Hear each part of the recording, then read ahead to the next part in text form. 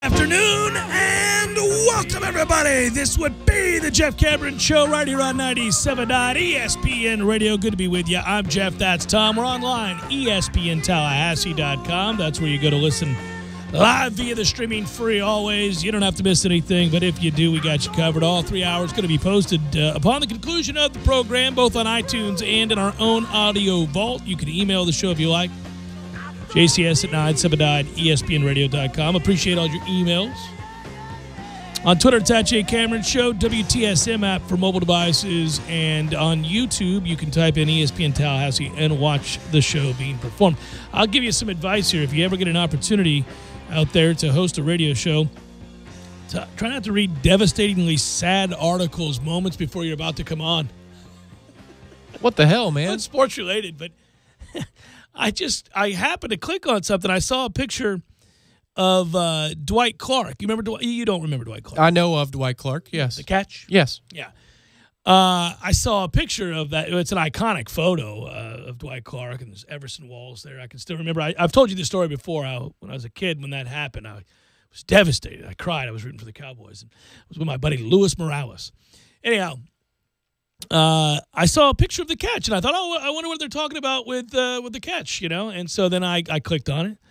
It appears that there's a story in Sports Illustrated, and I thought, oh, well, I wonder if is it the anniversary or something, you know, with this upcoming year? Like, what are they doing the story on with the catch? I should have known, Tom, when the story read The Last Huddle. So, oh, boy. The headline is The Last Huddle, and I went, oh, well, what's going on here?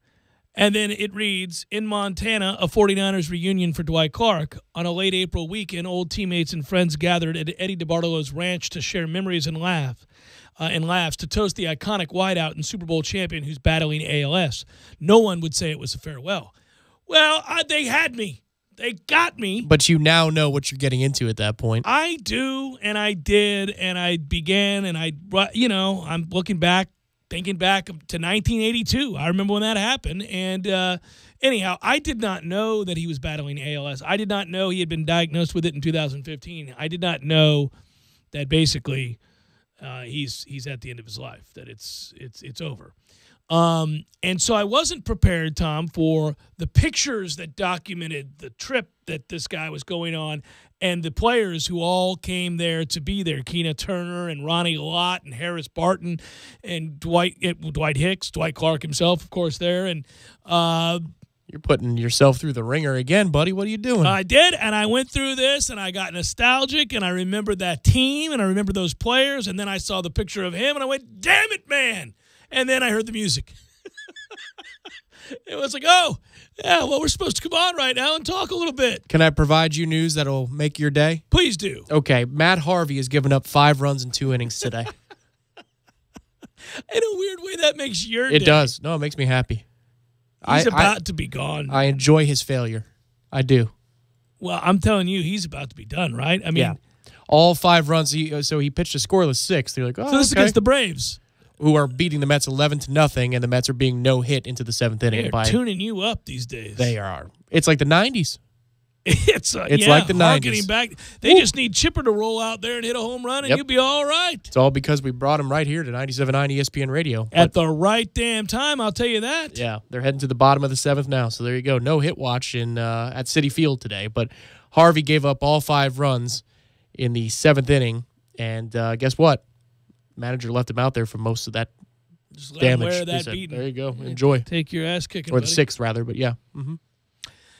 Well, I mean, it beats a fake question about, the starting quarterback position for the fall. A fake question? Well, I mean, it's not a fake question, but it's a fake topic. Yeah, could be. Which is what you would normally do in the middle of the summer, right? It's what people do. I'm not doing that.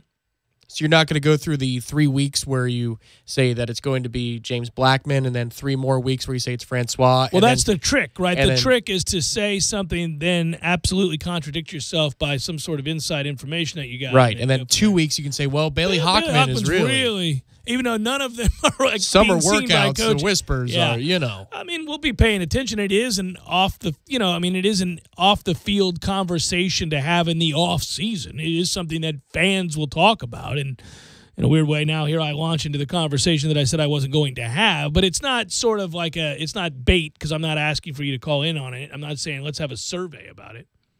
Did I tell you though? I mean, did I?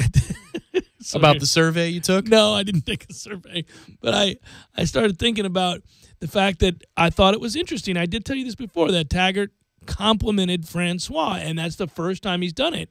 And I did think that stayed with me a little bit longer than I thought it would, because I'm reading. We're all reading into everything right now. Well, I'll ask this question again. This was something towards the end of the spring. If DeAndre operates at the height of his power, with warts and all that we saw, Yeah, he'll win the job.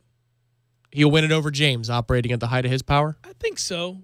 If Okay. if DeAndre is doing all those things, it's hard for me to believe that he will be, but But even with his accuracy issues, do you think he's a better fit? I mean, if I James don't know if progresses, he's a better fit. People think he's a better fit because he's a better runner, but Right. But Willie's not necessarily in love with running the quarterback. They like it as a threat. It's part of some of the things they do, but it's not a big part of what they do. It's not. He's not.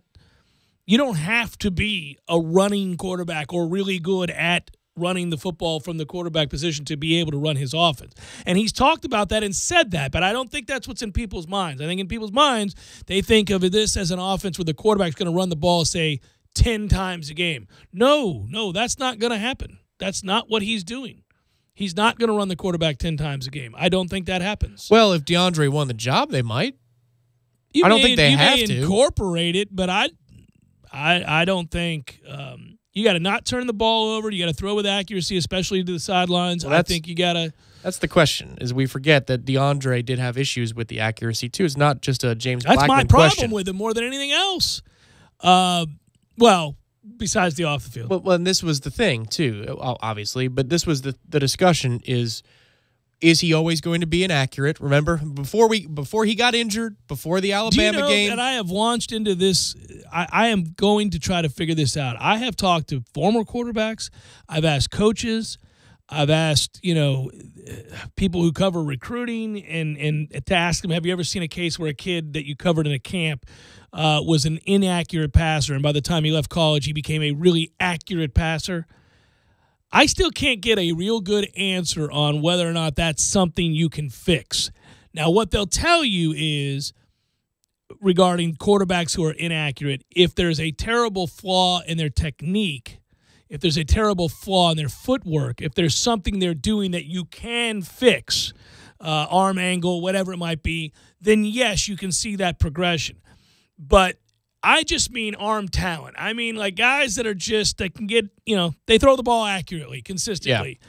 And then the guys that don't, that you've seen, unless there is a glaring flaw with their technique, can they become more accurate passers with repetition or whatever it is? Well, and I raise an eyebrow about that's that. That's what we were venturing to find out in DeAndre Francois' redshirt sophomore season, right? That's what we were trying to figure out. Yeah, that was the work we had discussed in the offseason, was like, can we see a noticeable leap forward in his accuracy, especially mid-range?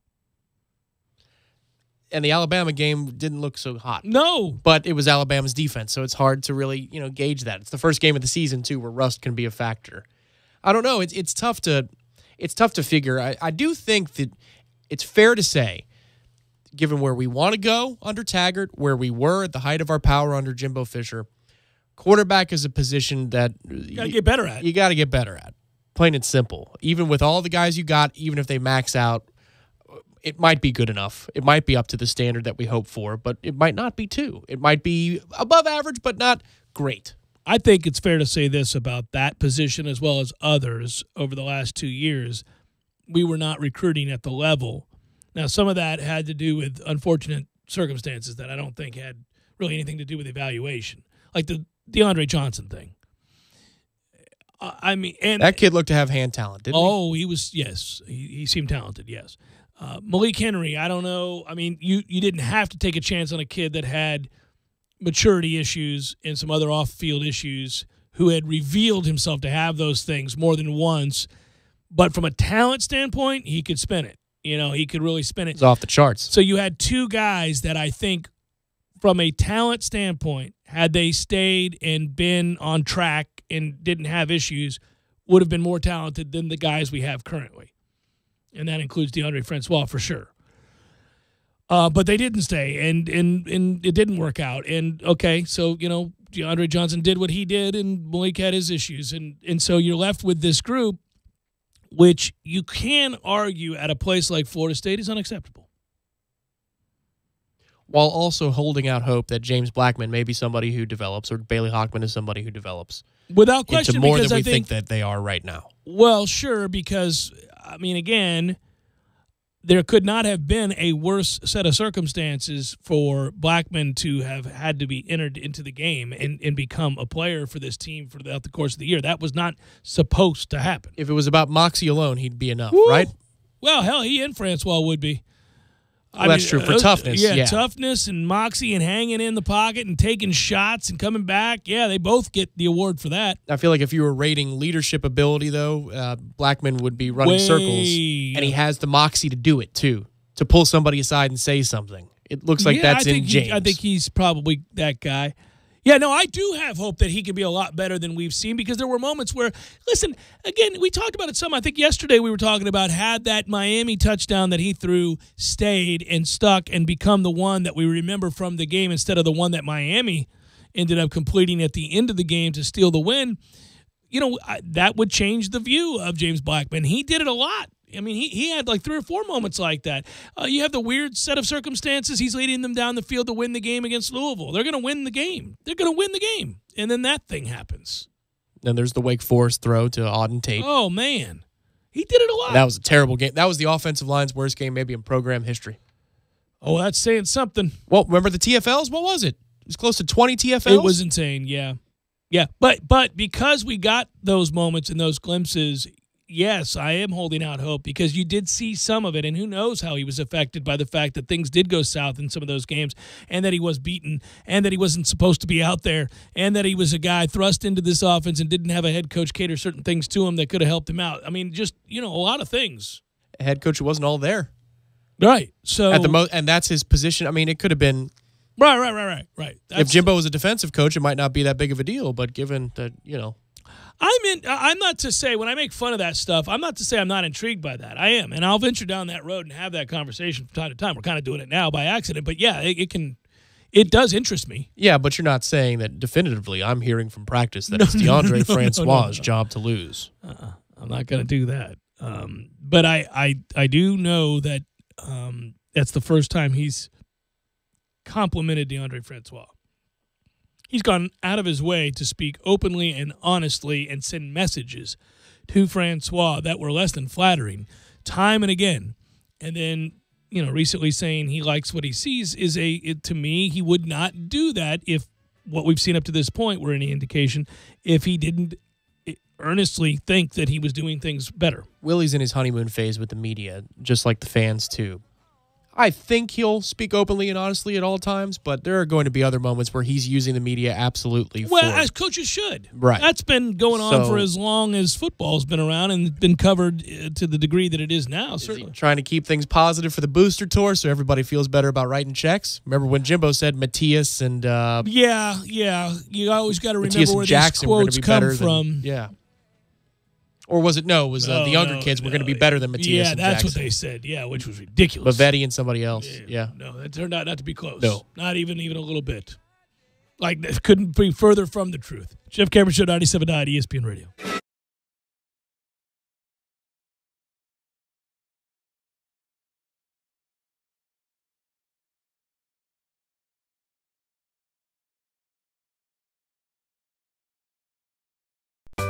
Sorry, boys, I did not have time to pack. We got this. It's right here, guys. We got this. I thought I could handle it. We got this. Moving doesn't have to be a hassle. Call us first at 2 Men and a Truck. No matter the move, home or business, we'll make it a smooth one. I forgot something. We got this. Landowners, Your Mahindra dealer is ready to help you save during Mahindra's Red Tag Sale. Enjoy up to $7,900 in tractor cash back and savings, or utility vehicle savings up to $1,700. Plus, Mahindra's industry-leading warranties still come standard. So hurry in for Mahindra's Red Tag Savings. TNT. When you're in need of auto repairs, look no further than Nice Tire and Auto Service. Nice has been in business for 16 years with long-term, knowledgeable sales associates. They have the latest wheel balancing machine in the industry. And for passenger vehicles, they service AC, brakes, suspension, tune-ups, and much more. Never sit through a long wait. Nice Tire and Auto has 10 service bays to get you back on the road quickly. If you have tire problems, check out their large inventory with various Goodyear and Michelin tires. Nice Tire and Auto Service, 4792 Bluntstown Highway, 574-4100. We might make to save energy, water, and money. And you said it's free. Absolutely. It's free from the City of Tallahassee Utilities, our own utilities. Sounds good to me. Let's save some money. If you're a City of Tallahassee residential, electric, and natural gas customer, you can schedule a free energy audit. Call 891-4YOU. That's 891-4968. And schedule your free energy audit at a time most convenient for you. A message from the City of Tallahassee Utilities, your own utilities. If you're even Kraft Nissan sale has been held over. Right now is the time, and this is the 1 week of the year you've been waiting for. Announcing a $12 million massive automotive liquidation. Over 500 cars, trucks, and SUVs, all priced to sell by the end of the day Monday. All sales are final. No reasonable offers will be refused. First come, first serve. Bring your title and trade in for quickest service. Banks will be represented for on-the-spot financing. Appraisers will be on hand to bid top dollar for your trade. Doors will open at 9 a.m. sharp daily. Choose from over 75 pre-owned vehicles, including 15 pre-owned SUVs and 16 pre-owned trucks, Toyotas, Nissans, Hondas, you name it. And remember, first come, first serve. Over 400 brand new vehicles, including 100 new SUVs and 50 new trucks. And all new Nissans have 0% for 60 months with approved financing. See our ad in the Tallahassee Democrat. This event is taking place 3/10 of a mile from Costco on Mahan Drive in Tallahassee, Florida, on the lot of the Kraft Nissan dealership. All vehicles will be sold by Monday, and when it's over, it's over. Mention this ad. This Kraft Nissan sale positively ends Monday, May 14th. The United States Postal Service has been around since 1775, and since then, you can rely on the Postal Service to make sure what matters to you gets to your mailbox. You'd think you couldn't improve on that. But now, with informed delivery notifications, you'll know when those important packages and letters are coming to your mailbox, with an email every morning telling you what's on the way. It's the reliability of the United States Postal Service matched with the technology of today. It's time to get peace of mind. Sign up now for free at informeddelivery.com. Informed Delivery. If it's in the mail, it's in your email. With this job, having two hands won't cut it, which is why I thank the stars I have a third. Grainger. When my two hands are full, I fully rely on Grainger. They're America's #1 source for industrial-grade supplies. So, whether I'm fixing a furnace or fastening a faucet, Grainger hands me what I need when I need it, which makes me a pretty lucky guy. Because when it comes to needing an extra hand, Grainger's got your back. Call or click Grainger.com to see for yourself. Grainger, for the ones who get it done. At Advance Auto Parts, we offer you the quality parts you want and knowledge you need to help get you back on the road. And we're always looking for ways to help you save. Right now, get CarQuest conventional motor oil for just $2.96 a quart. Talk about an amazing price. Plus, find great prices on CarQuest's full line of motor oil. Go to Advance or participating CarQuest Auto Parts stores to take advantage of this great offer while it lasts. Advance Auto Parts, where oil is priced like it should be. Don't just listen to The Jeff Cameron Show. Watch it live. The Jeff Cameron Show Streamcast. Live weekdays 3 to 6 p.m. Head to ESPNTallahassee.com today to watch live or catch up on demand. The Jeff Cameron Show Streamcast. Brought to you by Nice Tire and Auto, your trusted Goodyear dealer. Nice Tire and Auto, just minutes away from FSU campus. You're locked in with The Jeff Cameron Show on 97.9 ESPN Radio.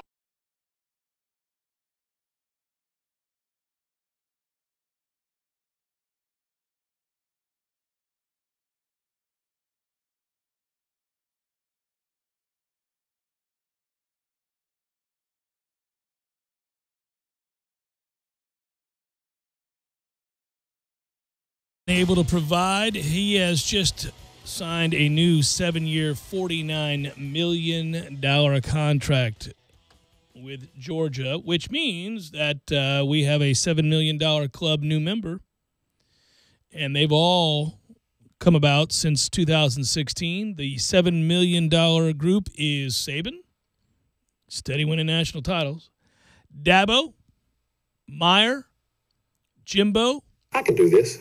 Kirby, Malzahn, and the guy who's done absolutely nothing since arriving in Michigan, Harbaugh. He's $7 million a year, huh? Mm-hmm. So that's interesting. You know, you have all those. You got national champions, near national championships, and you got Jim Harbaugh. Short of winning a national title, right, and the playoff now is almost like its own Final Four format, Kirby's done about everything that you could have asked him to do on the field and in the recruiting rankings, Big too. time. He's gone friggin' nuts. Well, yeah, they are set up, really set up. I mean, he took Georgia to their first SEC title since 2005, made an appearance in the college football playoff, and, you know, is moving in the right direction, to say the least. In his second season, Georgia was 13-2, had that 26-23 loss to Alabama in overtime. So 42 years old, man. Doing some things. That's Harbaugh makes $7.73 million, by the way. So Urban Meyer makes $8.49 million, but won a national championship at Ohio State, 2 national championships at Florida. Sure. In that exclusive club. Highest paid coach in terms of average annual salary. Nick Saban makes less than Urban Meyer. That's dumb. That is dumb. Nick Saban makes $8.28 million. Harbaugh makes $7.73 million. And then there's Jimbo Fisher making $7.5 million. Smart's contract comes in at $49 million, 7 years, so $7 million. And we've got what? Looking back through these contracts, Smart will be paid more than Clemson's Dabo Swinney, Florida's Dan Mullen. Well, sure. Stanford's David Shaw, who's done some things. And Texas Tom Herman makes $5.95 million. I get that everybody loves David Shaw, but why is he the only one that's allowed to do the NFL draft first-round coverage for the NFL.com broadcast? I don't know. That seems like he's carved out a nice place for himself. He has. Yeah, it's interesting.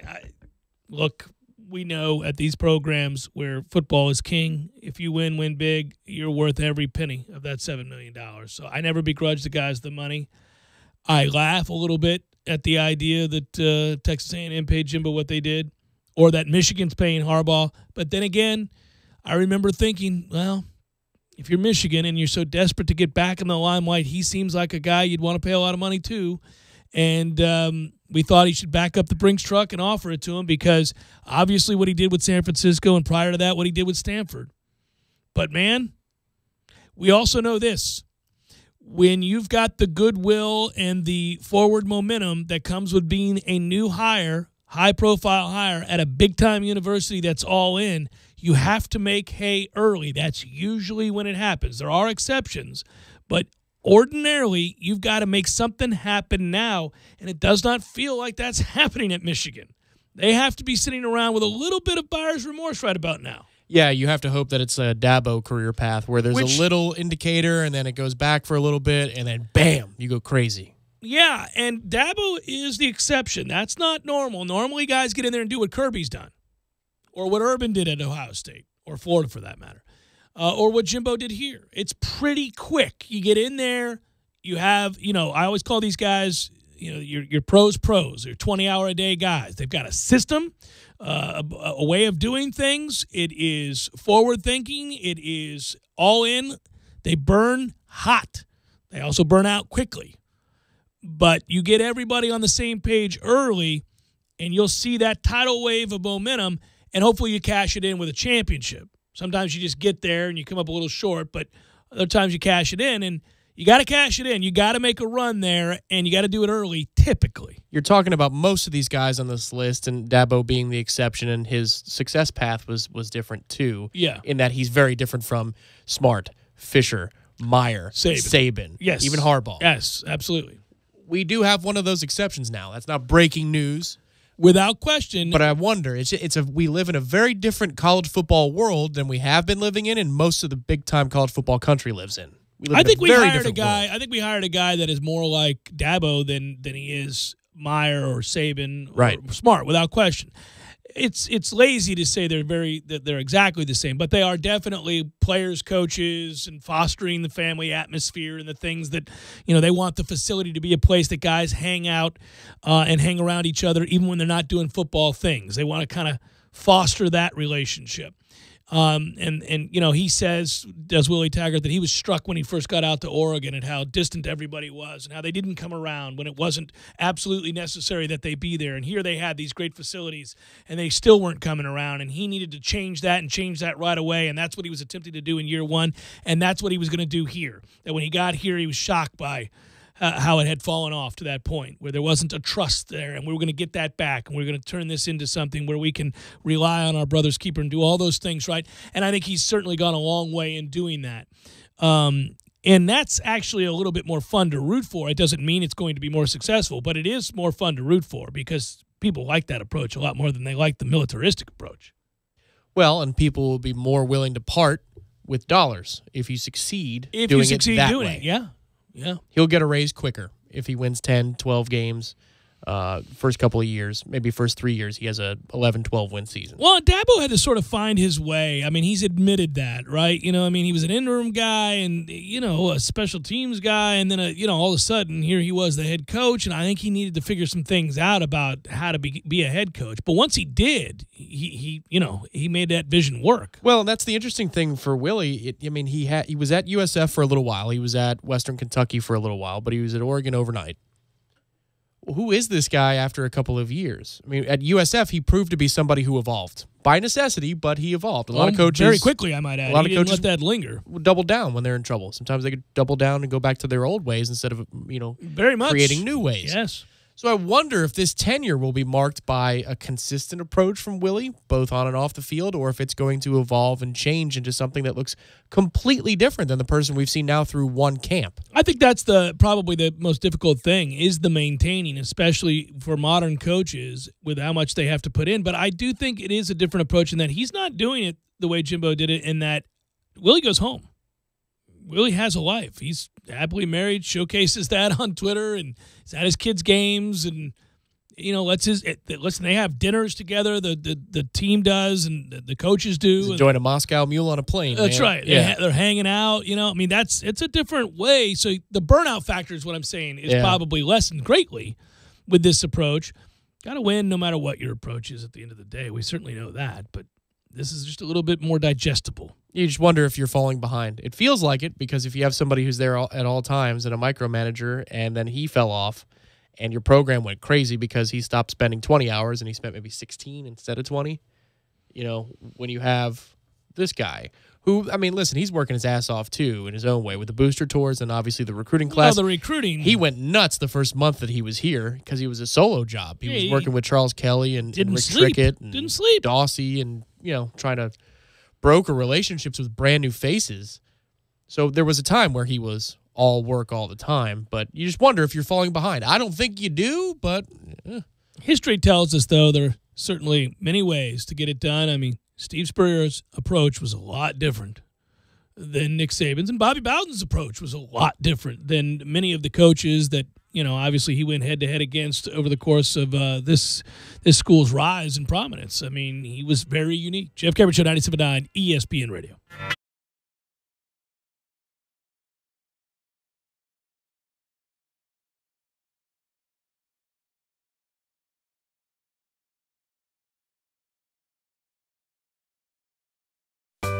Sorry, boys, I did not have time to pack. We got this. It's right here, guys. We got this. I thought I could handle it. We got this. Moving doesn't have to be a hassle. Call us first at 2 Men and a Truck. No matter the move, home or business, we'll make it a smooth one. I forgot something. We got this. Landowners, Your Mahindra dealer is ready to help you save during Mahindra's Red Tag Sale. Enjoy up to $7,900 in tractor cash back and savings, or utility vehicle savings up to $1,700. Plus, Mahindra's industry-leading warranties still come standard. So hurry in for Mahindra's Red Tag Savings. TNT. When you're in need of auto repairs, look no further than Nice Tire and Auto Service. Nice has been in business for 16 years with long-term, knowledgeable sales associates. They have the latest wheel balancing machine in the industry. And for passenger vehicles, they service AC, brakes, suspension, tune-ups, and much more. Never sit through a long wait. Nice Tire and Auto has 10 service bays to get you back on the road quickly. If you have tire problems, check out their large inventory with various Goodyear and Michelin tires. Nice Tire and Auto Service, 4792 Bluntstown Highway, 574-4100.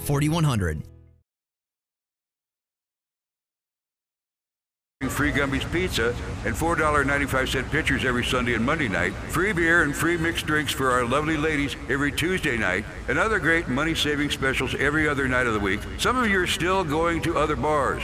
Bars whose owners would never bare their souls, so to speak, as I am. So I'm simply asking for your business so Poor Paul's can grow. I see something else that needs to grow. This isn't working. Hand me that towel, please. I have a hanky. Ah, the perfect lunch spot. A nearly impossible find. Thankfully for Tallahassee, we have Metro Deli. A downtown gem for over 15 years, Metro Deli is locally owned and features the best deli meats, cheeses, breads, and ingredients in the city. Enjoy daily specials and soups, salads and wraps. There's something for everyone. Metro Deli offers online ordering for pickup or delivery and will cater your office breakfast or lunch too. Tallahassee's perfect lunch spot is Metro Deli. MetroDeliTally.com. That's MetroDeliTally.com.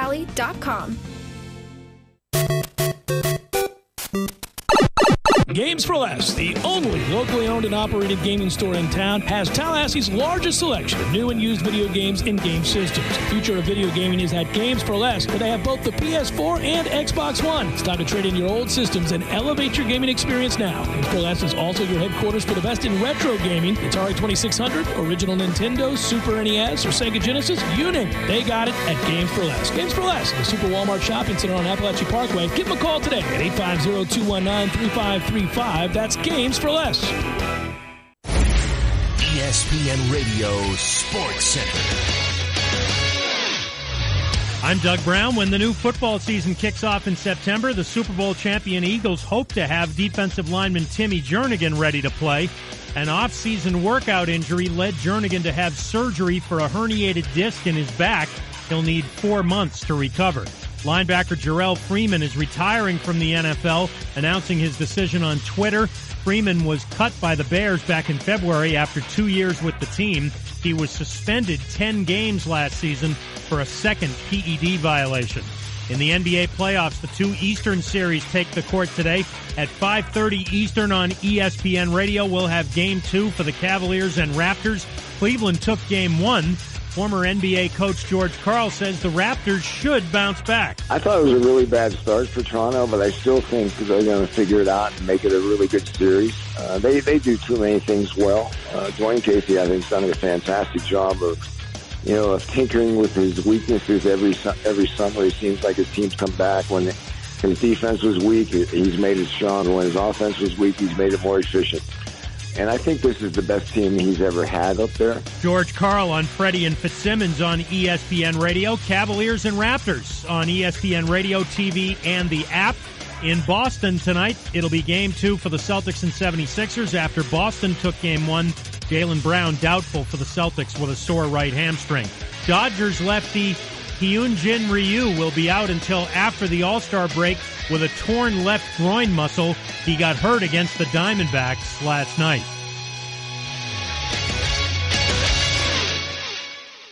Live from the AmeriGas Propane Studios in the capital city of Tallahassee, this is the Jeff Cameron Show on 97.9 ESPN Radio.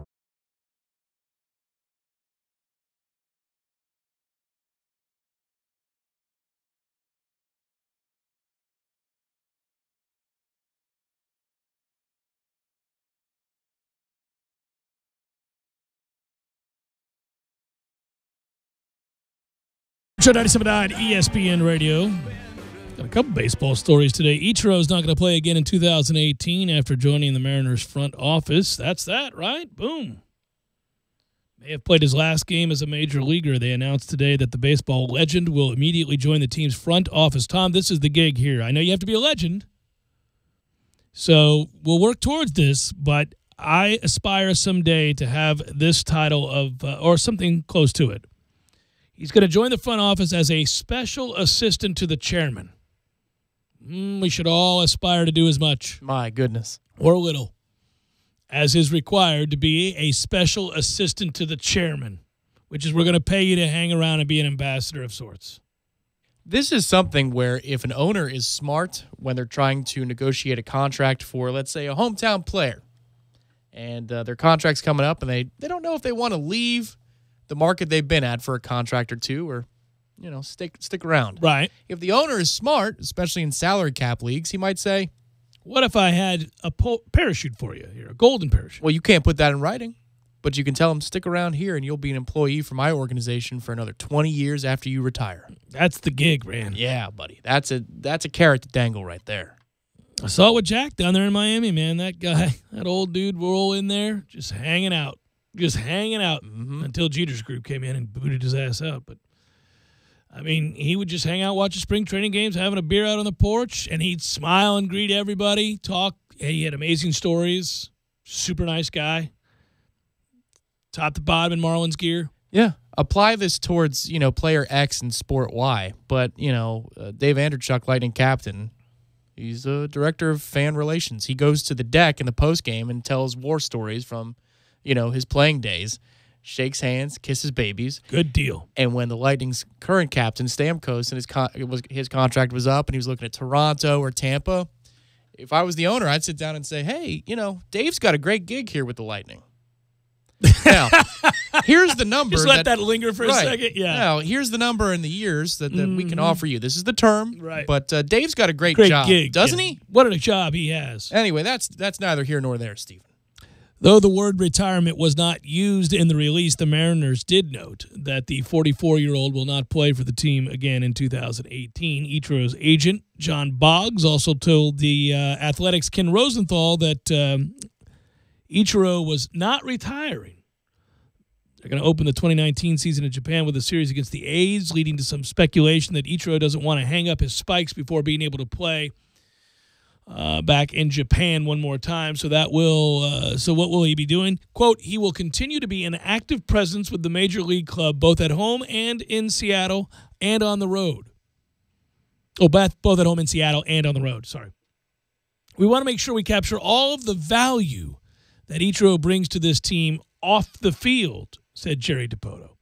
"This new role is a way to accomplish that. While it will evolve over time, the key is that Ichiro's presence in our clubhouse and with our players and staff improves our opportunity to win games.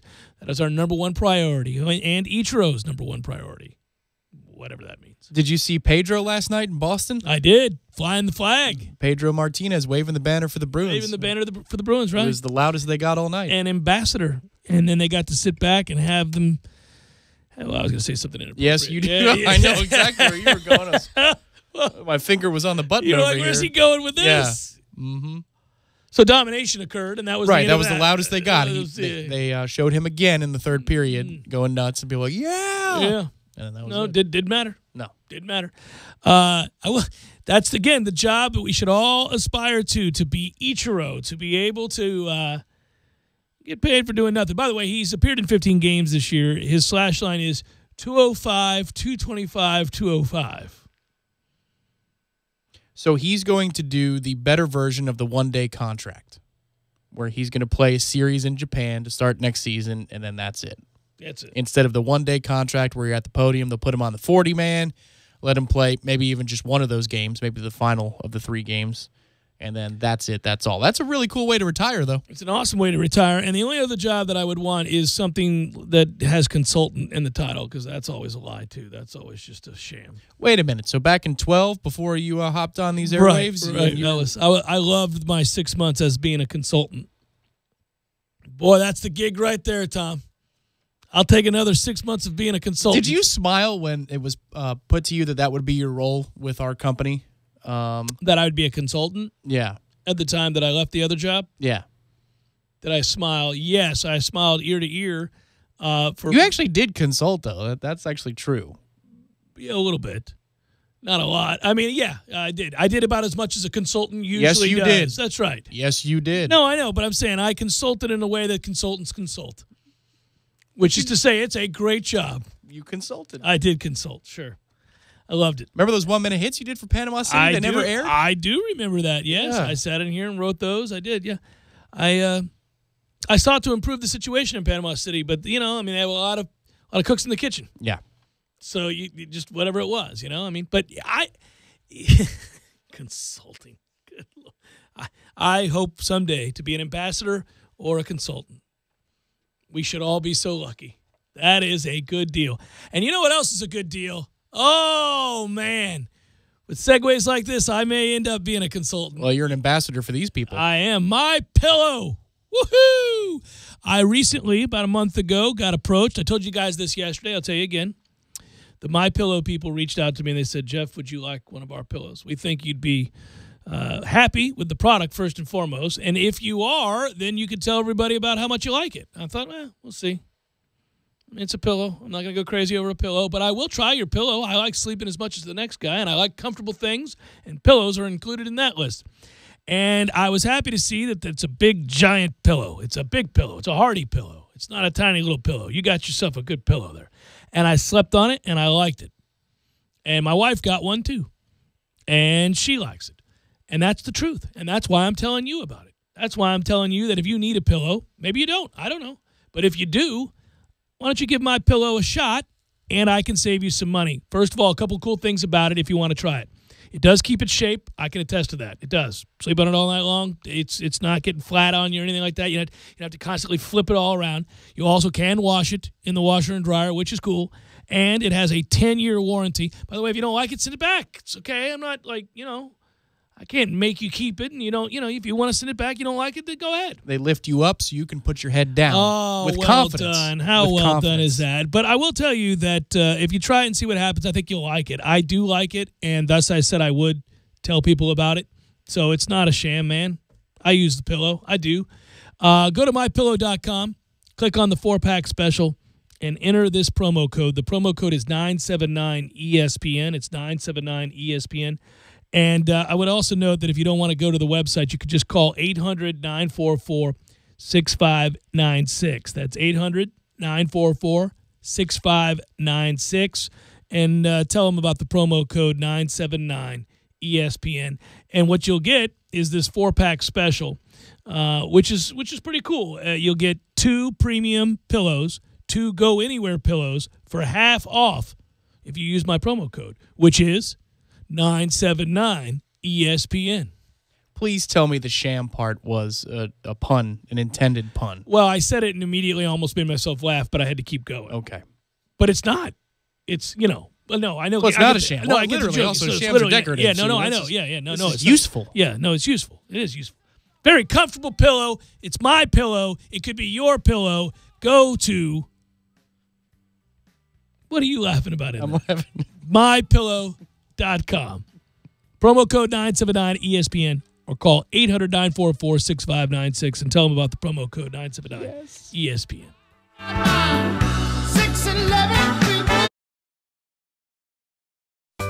Sorry, boys, I did not have time to pack. We got this. It's right here, guys. We got this. I thought I could handle it.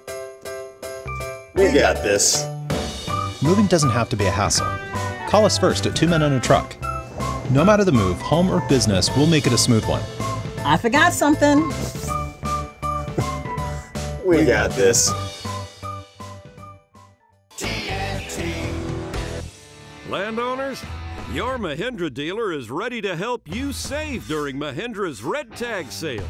Enjoy up to $7,900 in tractor cash back and savings, or utility vehicle savings up to $1,700. Plus, Mahindra's industry-leading warranties still come standard. So hurry in for Mahindra's Red Tag savings.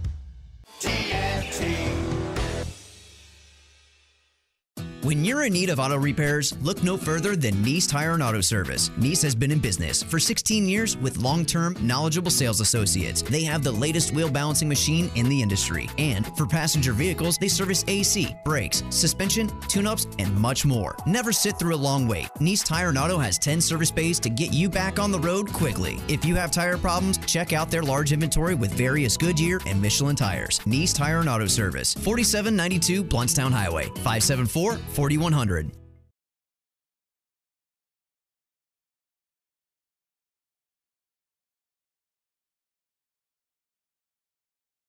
If you are even Kraft Nissan sale has been held over. Right now is the time, and this is the 1 week of the year you've been waiting for. Announcing a $12 million massive automotive liquidation. Over 500 cars, trucks, and SUVs, all priced to sell by the end of the day Monday. All sales are final. No reasonable offers will be refused. First come, first serve. Bring your title and trade in for quickest service. Banks will be represented for on-the-spot financing. Appraisers will be on hand to bid top dollar for your trade. Doors will open at 9 a.m. sharp daily. Choose from over 75 pre-owned vehicles, including 15 pre-owned SUVs and 16 pre-owned trucks, Toyotas, Nissans, Hondas, you name it. And remember, first come, first serve. Over 400 brand new vehicles, including 100 new SUVs and 50 new trucks. And all new Nissans have 0% for 60 months with approved financing. See our ad in the Tallahassee Democrat. This event is taking place 3/10 of a mile from Costco on Mahan Drive in Tallahassee, Florida, on the lot of the Kraft Nissan dealership. All vehicles will be sold by Monday, and when it's over, it's over. Mention this ad. This Kraft Nissan sale positively ends Monday, May 14th. Could you turn that down a little, please? Hello, my name is Jim Smith, and I'm the owner of Poor Paul's here in Tallahassee. First, I want to thank you all for stopping. I'm sure you're wondering why I'm here on the Capitol steps and why I don't have any clothes on. Because you're a pervert. Let me explain. This is being recorded for a Poor Paul's radio commercial, and I think if I record it totally nude, people will pay more attention to my message. Business is great at Poor Paul's, but I still have one small problem. I'll say you do. My problem is that in spite of having free Gumby's Pizza and $4.95 pitchers every Sunday and Monday night, free beer and free mixed drinks for our lovely ladies every Tuesday night, and other great money-saving specials every other night of the week, some of you are still going to other bars.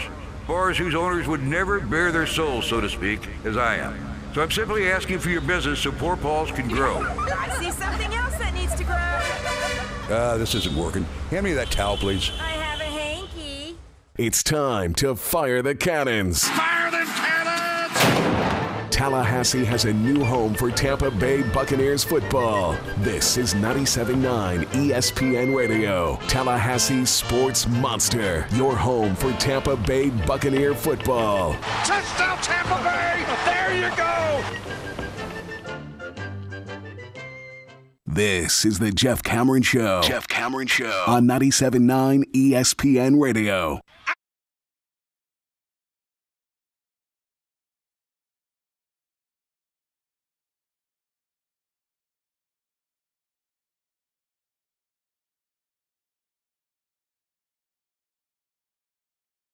I too saw that he was able to work in the troops.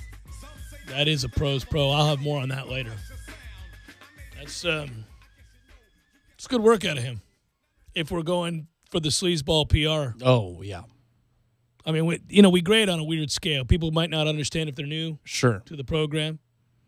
We're not condoning it. We're celebrating that kind of level of sleaze, the unabashed attempt to use fake patriotism. Yeah. That's something that would make... it's everywhere, by the way, these days. Patino would go, touche. Oh, Patino, right. That guy teary-eyed reading that thing. Bruce, I appreciate your work. Mr. Witten's retiring in Dallas. Probably a good time to get out, man. He still talks like a normal human being when you listen to him, and so he has an opportunity to parlay that into the booth and make a little bit of money, and I don't know if he'll be good or he won't. I've not heard him break down games before, but he's going to retire and join the Monday Night Football team. I would think they put him through the test, right? Because they put Brett Favre through the ringer. And it didn't work out. It didn't work out for old Brett. Sorry, I'm laughing about that. So they told Jason, all right, give this a shot, and we'll make you an offer. Can you talk? Okay, all right, we got a little hope here. Yeah, Jason Witten is calling it a day, man. That's the old 15-year career doing some things. To play that long and to be that productive, that good for a sustained period of time in that league is crazy. Good for him. Yeah, the last 5 years of his career, too, his body resembled the end zone padding for the goalpost. That's just what he looked like, was one big goalpost end zone pad thing. But he was so effective right to the end of his career. Yeah. As an aside, and good for him, and obviously a lot about the Monday Night Team has changed ever since John Gruden re-entered the NFL and took over in Oakland, and that got me to something else, which is the more I read about the situation in Oakland, the more I am very sure that is not going to work. We both love Gruden. That has disaster written all over it. Yeah, the only way it works is with the pieces they have right now, the people they have right now. Right, which because is the a lot. Reinforcements are not coming. No. But they're giving him everything. I mean, everything. Yeah, total control of the entirety. Yeah, the whispers are that he's going to get Bruce Allen, the aforementioned Troops guy here, and he's going to reunite the old band from Tampa. Sorry-ass Bruce Allen. Always was just a sorry ass. Still out there being a sorry ass and rewarded for it. Gruden did trade for my boy Ryan Switzer, though, from the Cowboys. Your poor man's Christian McCaffrey. Mm-hmm. See what he does with him. I just think that's going to be a nightmare. I welcome John Gruden back to the sidelines. He's fun. Post games will be fun. Watching him coach will be fun again. I like him. I thought he did a great job with Monday Night Football, but it doesn't feel like that's going to work. And I didn't. When we go back to the idea when he was going to join back with the Bucs, I thought, there's a part of me that feels the pull there, the tug to see something like that on your heartstrings, right? Yeah. The nostalgia. And on the other hand, I thought, nope. Don't need the evaluator, there's no doubt. But I know that there was no way he was going to end up there in the draft. I said this to you off the air a couple of weeks ago, though, that if they could have found a way to move Carr along and get Baker Mayfield, John and Baker would have been perfectly suited for one another. I mean, they would be perfect for one another with the skill set that Baker has, the attitude that they both have. You think you would have liked that? I don't know. Oh, yeah, he can maybe move around. Maybe they're too similar. John loves mobility. Well, he does. And he liked Jeff Garcia. It's not like, Carr doesn't have it, but you've got to worry about, his health long term now. You know what's good news for you and I, buddy, as we enter the 4 o'clock hour? Your Mets are done being pasted. 11-0 by meaning all of you out there, Atlanta Braves. First place, Atlanta Braves? That's correct, the first place Braves. My goodness gracious, right here on these airwaves on a regular basis, the first place Braves just pound on the New York Mets today, nearly no-hitting them 11-0. And finally, and you can be relieved about this too, the Pirates are done with the series against the Nationals. And limbered up they are after losing again today, 3-1, and a 4-game sweep from the Nats. 3-1, at least it was remotely competitive. Maybe we should break out this break. I can send it to you, the clip, the GIF. Remember the Bohica one we never got to use? Yeah. For the Canes? Yeah. The one, Miguel Angel. You can put that out there if you want. Okay. I made this one. It's a classic. It's one of my favorites. I will. That Nats series looks like that. Those stretches, the whole deal. The Brave series looks like that. Same thing, right? Was yours a 4-game? No. Oh, mine was a 4-game. Oh. So it's more applicable. Mine was a 4-game, get you some, take this ass kicking. Good. I'm glad he said kicking. It's Jeff Cameron Show, 97.9 ESPN Radio.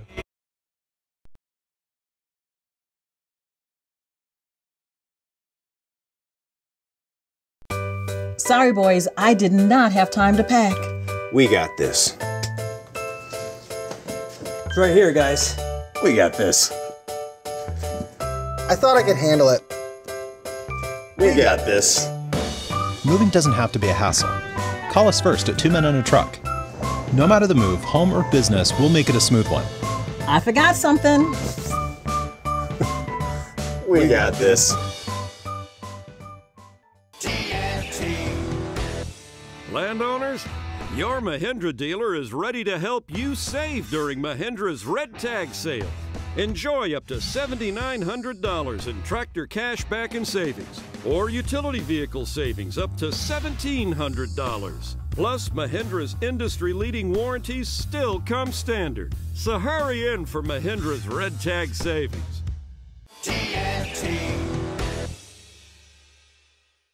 When you're in need of auto repairs, look no further than Nice Tire and Auto Service. Nice has been in business for 16 years with long-term, knowledgeable sales associates. They have the latest wheel balancing machine in the industry. And for passenger vehicles, they service AC, brakes, suspension, tune-ups, and much more. Never sit through a long wait. Nice Tire and Auto has 10 service bays to get you back on the road quickly. If you have tire problems, check out their large inventory with various Goodyear and Michelin tires. Nice Tire and Auto Service, 4792 Bluntstown Highway, 574-4100.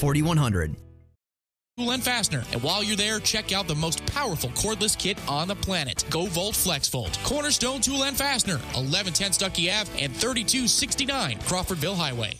If you are even Kraft Nissan sale has been held over. Right now is the time, and this is the 1 week of the year you've been waiting for. Announcing a $12 million massive automotive liquidation. Over 500 cars, trucks, and SUVs, all priced to sell by the end of the day Monday. All sales are final. No reasonable offers will be refused. First come, first serve. Bring your title and trade in for quickest service. Banks will be represented for on-the-spot financing. Appraisers will be on hand to bid top dollar for your trade. Doors will open at 9 a.m. sharp daily. Choose from over 75 pre-owned vehicles, including 15 pre-owned SUVs and 16 pre-owned trucks, Toyotas, Nissans, Hondas, you name it. And remember, first come, first serve. Over 400 brand new vehicles, including 100 new SUVs and 50 new trucks. And all new Nissans have 0% for 60 months with approved financing. See our ad in the Tallahassee Democrat. This event is taking place 3/10 of a mile from Costco on Mahan Drive in Tallahassee, Florida, on the lot of the Kraft Nissan dealership. All vehicles will be sold by Monday, and when it's over, it's over. Mention this ad. This Kraft Nissan sale positively ends Monday, May 14th. Ah, the perfect lunch spot. A nearly impossible find. Thankfully for Tallahassee, we have Metro Deli. A downtown gem for over 15 years, Metro Deli is locally owned and features the best deli meats, cheeses, breads, and ingredients in the city. Enjoy daily specials and soups, salads and wraps. There's something for everyone. Metro Deli offers online ordering for pickup or delivery and will cater your office breakfast or lunch too. Tallahassee's perfect lunch spot is Metro Deli. MetroDeliTally.com. That's MetroDeliTally.com. Need help moving? Two Men and a Truck Tallahassee provides professional home and business move services, both locally and long distance. For your next move, visit twomen.com or call them at 850-224-2232. Two Men and a Truck, the movers who care. Driving every day from the AmeriGas studios in the capital city of Tallahassee, this is 97.9 ESPN Radio, WTSM, Woodville, Thomasville, Tallahassee. ESPN Radio Sports Center.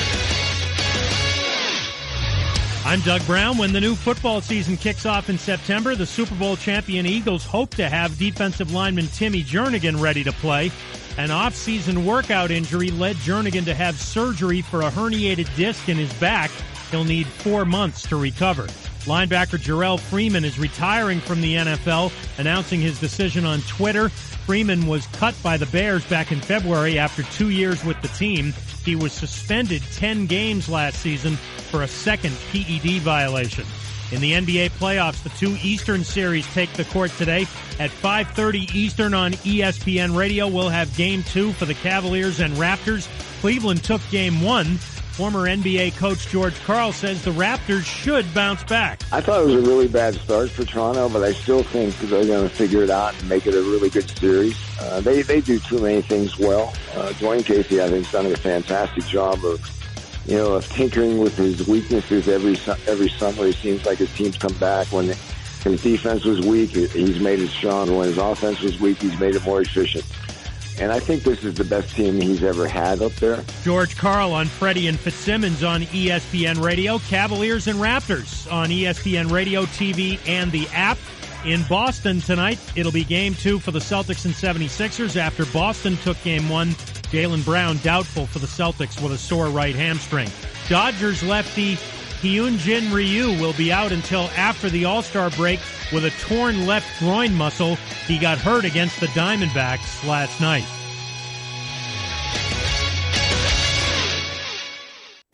Live from the AmeriGas Propane Studios in the capital city of Tallahassee, this is the Jeff Cameron Show on 97.9 ESPN Radio.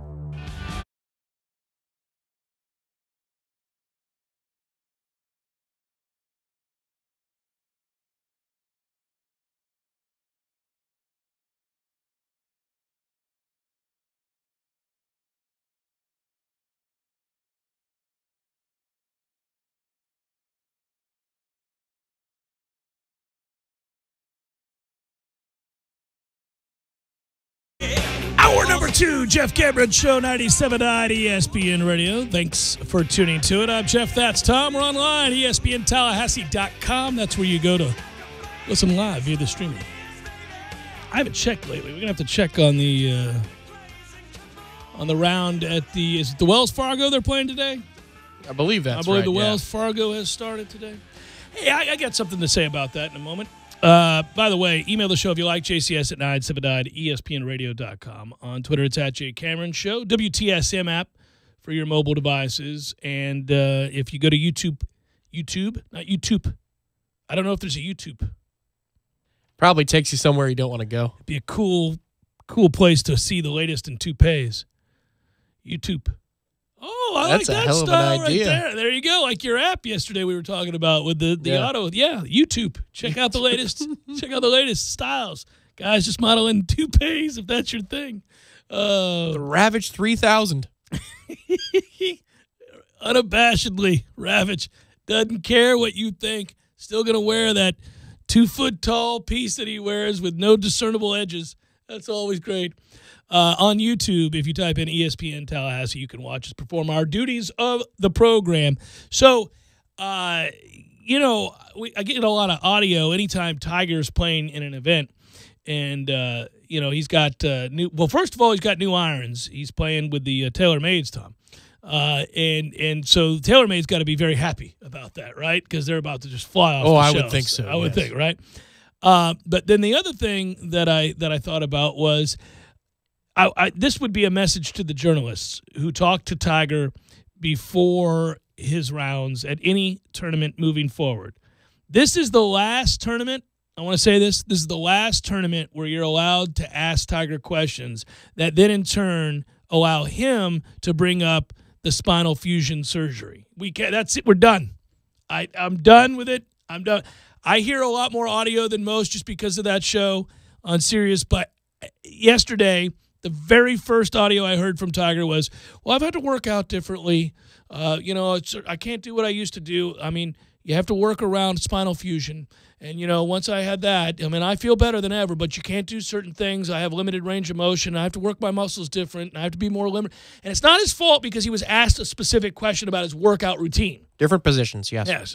So he was asked repeatedly about this, and I thought, man, I don't know I can do this anymore. Every tournament, this guy with the spinal fusion discussion. There is one more I think that it's allowed for, and that's the Open Championship. International media getting their first crack.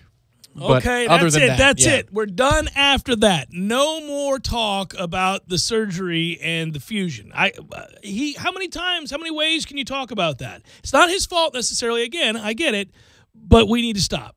There can be no more questions about it. There isn't a reason for that. And it did come up in it right away, and he likes to talk about it.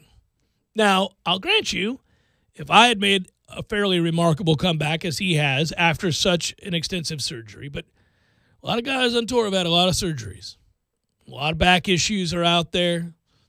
A lot of guys made that comeback. He's not the first. How much money is your back worth? Okay. Just needs to be mindful of it, okay? By the way, Rory McIlroy, I can say it, they fined 68 this afternoon. Okay. Okay. Must not be a major. Oh, is that what we're doing with him now? Nah. He likes the Wells Fargo anyway. He did straight up choke at the Masters, though. That final round was unsettling. That's his track, though, out there, right, for the Wells Fargo, yeah, right? He likes it. Yeah, he likes it. I'm just saying that was a little unsettling. Tony Finau today with a 69, Jason Day with a 69, Paul Casey with a 69. All these guys already in the clubhouse. That makes for a fine leaderboard. Charles Schwartzel had himself a good round. And, oh, by the way, you know what I saw the other day? I thought of you. Wei Yang won a tournament over in China. First time he's won anything since 2010. Oh, really? All right. I thought he was out of golf. He was. Once he held up the bag, that was his moment, right? That was the end of it for life. Never again, ever going to do anything. I'm the toast of my own country. The golf world hates me. Beautiful. It is kind of remarkable, but yeah, so that's just it. Sorry. It's a weird way to begin the hour with golf. Florida State's own Brooks Koepka is back and playing, though. That's good. U.S. Open champion. He's getting back into form to defend. On that note, I can lend insight because I asked Trey about it last night. Of course, Florida State's golf team is headed to Norman, not this week, but next for the regionals. They are a top 5 seed there. There'll be 13 teams in Norman. If you're one of the top 5 and make it out, then it's on. Then it gets really serious, right? And there are a bunch of these regionals, I think 6 total. The Golf Channel announced all of those. College golf is starting to take off from a rating standpoint with the Golf Channel. This is another aside, which you don't even have to like golf, but you realize the people at the Golf Channel, I got to be careful here, but are a little nervous. The PGA Tour is about to launch the PGA Tour channel the way that MLB has, NFL Network. I did not know this. Oh, yes. Really? Which will render them. Ooh. They're all scrambling to get a gig. Oh, no. Yeah. Poor Golf Channel. Which started all of these channels. Right, yeah. Arnold Palmer, again, ahead of his time, as a businessman, got involved with this, started that channel, and changed. I mean, look. Don't let Arnie's vision go the way of Arnie. Well, I don't think it is. I think it'll get bought probably, maybe. I don't know how that's going to work, but a lot of them are scam. Yes, really? Yeah, so it's I had no idea. It's not going to be made coming up the way that it is currently. And a lot of these guys that are considered like a Brandel Chambly or whatever, I mean. Well, he'll be okay. He's going to have a job, but I'm saying a lot of these people are looking like. Notice he does a lot more ESPN hits. Oh, yeah. Yeah. Oh, it's coming, man. And now that informs the way you view everything you see that they do from here. Oh, that's disappointing. Maybe. It could be good. I don't know. I mean, as long as we get the content we want, I don't really care who's doing it. It's just whether it's tour sponsored or not. I always thought it sort of was. But no, they're going to have their own. This sounds stupid and it is stupid, but I kind of grew up with Golf Channel. So it makes you sad. It does. Damn it, I don't know why. It's going to go the way of the dodo. Yeah. It's going to go the way of baseball tonight. Right. Nobody watches baseball tonight now. Well, that's not true. But I watch MLB Network. Oh, it's MLB Tonight all day and twice on Sundays. Every day. And it used to be the best Baseball Tonight. Oh, it was really good. But that ship has sailed a long time ago. So what I was going to tell you about Brooks Koepka, Florida State's own Brooks Koepka, and last year's U.S. Open champion, I asked him about the time away from golf with the injury. I asked Trey about that for Brooks. And, of course, Brooks came back last week, and now he's playing in this. But he said if there's a guy not to worry about, that it won't affect at all, it's him. You know why? He said because there are 2 kinds of guys that go through lulls and have their game affected, and 2 kinds of players in the way that they view their swing and golf in general and what they want to know, what they don't want to know. Brooks has the repeatable swing that he trusts and has had since he was like 10 years old, and it doesn't change. It's not technically as sound as others. It is a different looking swing, but it's his. It is uniquely his, and he knows it like the back of his hand. He never worries about his swing.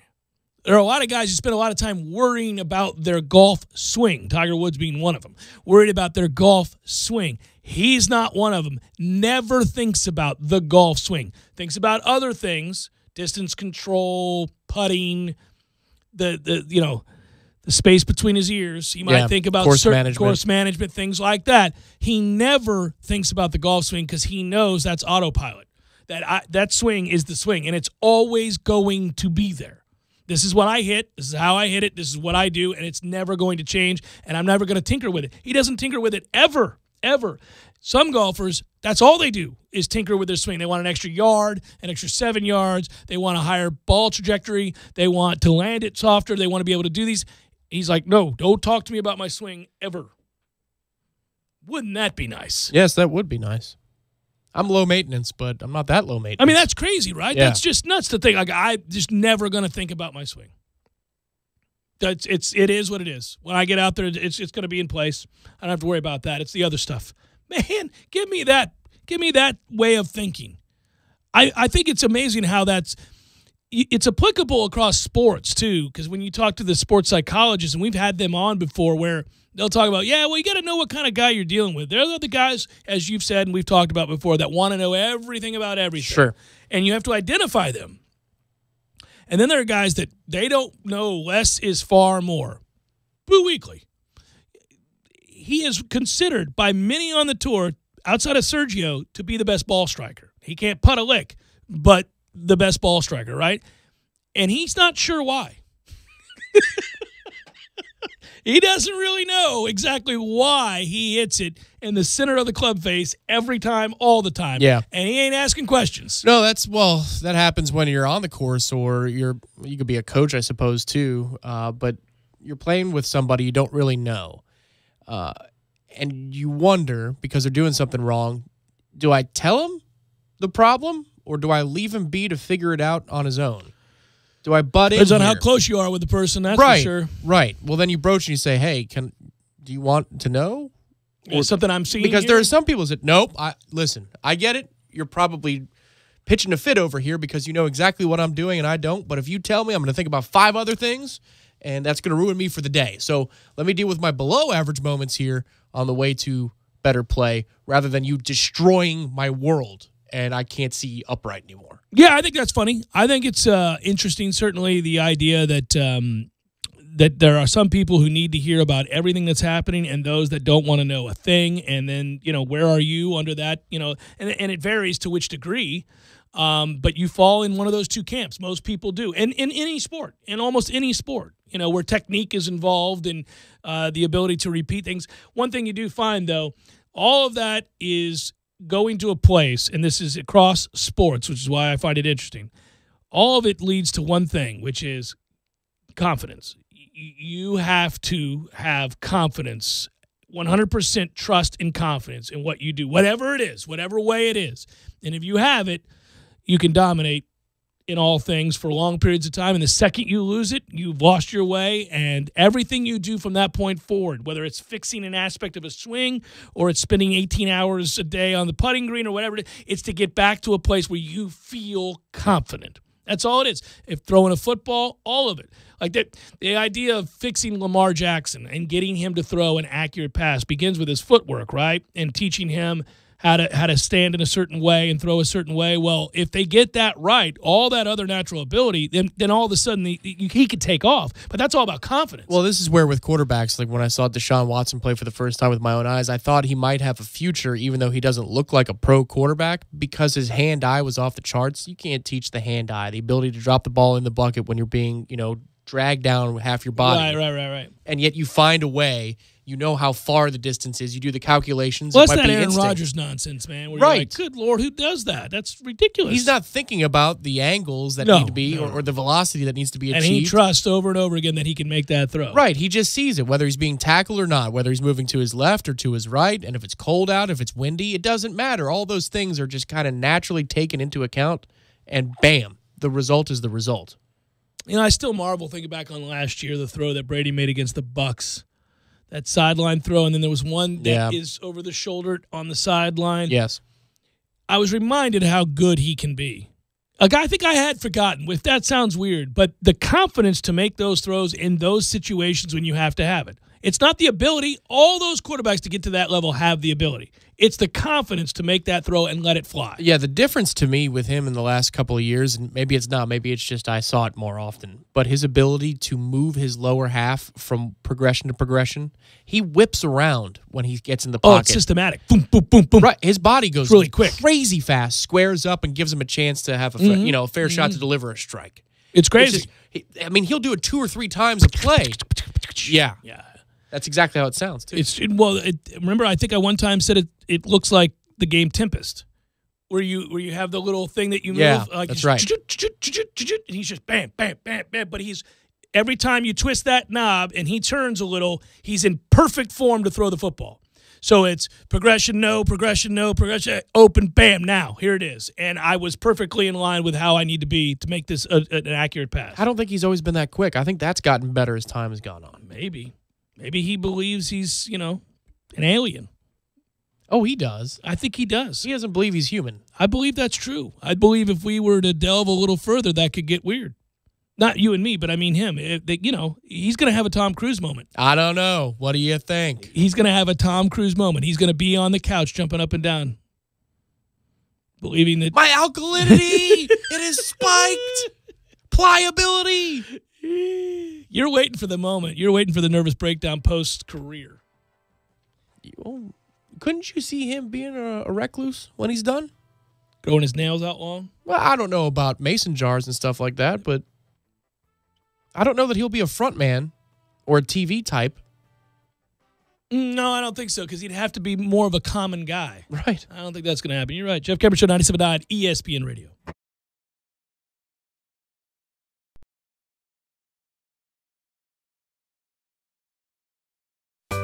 Sorry, boys, I did not have time to pack. We got this. It's right here, guys. We got this. I thought I could handle it. We got this. Moving doesn't have to be a hassle. Call us first at 2 Men and a Truck. No matter the move, home or business, we'll make it a smooth one. I forgot something. We got this. Landowners, your Mahindra dealer is ready to help you save during Mahindra's Red Tag Sale. Enjoy up to $7,900 in tractor cash back and savings, or utility vehicle savings up to $1,700. Plus, Mahindra's industry-leading warranties still come standard. So hurry in for Mahindra's Red Tag Savings.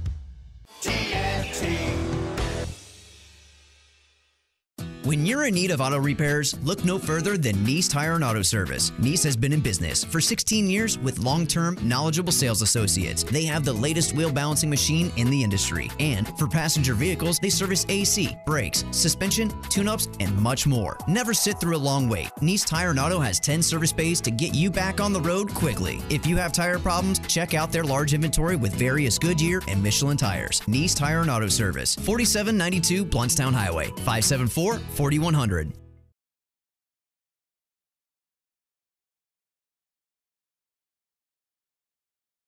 Appraisers will be on hand to bid top dollar for your trade. Doors will open at 9 a.m. sharp daily. Choose from over 75 pre-owned vehicles, including 15 pre-owned SUVs and 16 pre-owned trucks. Toyotas, Nissans, Hondas, you name it. And remember, first come, first serve. Over 400 brand new vehicles, including 100 new SUVs and 50 new trucks. And all new Nissans have 0% for 60 months with approved financing. See our ad in the Tallahassee Democrat. This event is taking place 3/10 of a mile from Costco on Mahan Drive in Tallahassee, Florida, on the lot of the Kraft Nissan dealership. All vehicles will be sold by Monday, and when it's over, it's over. Mention this ad. This Kraft Nissan sale positively ends Monday, May 14th.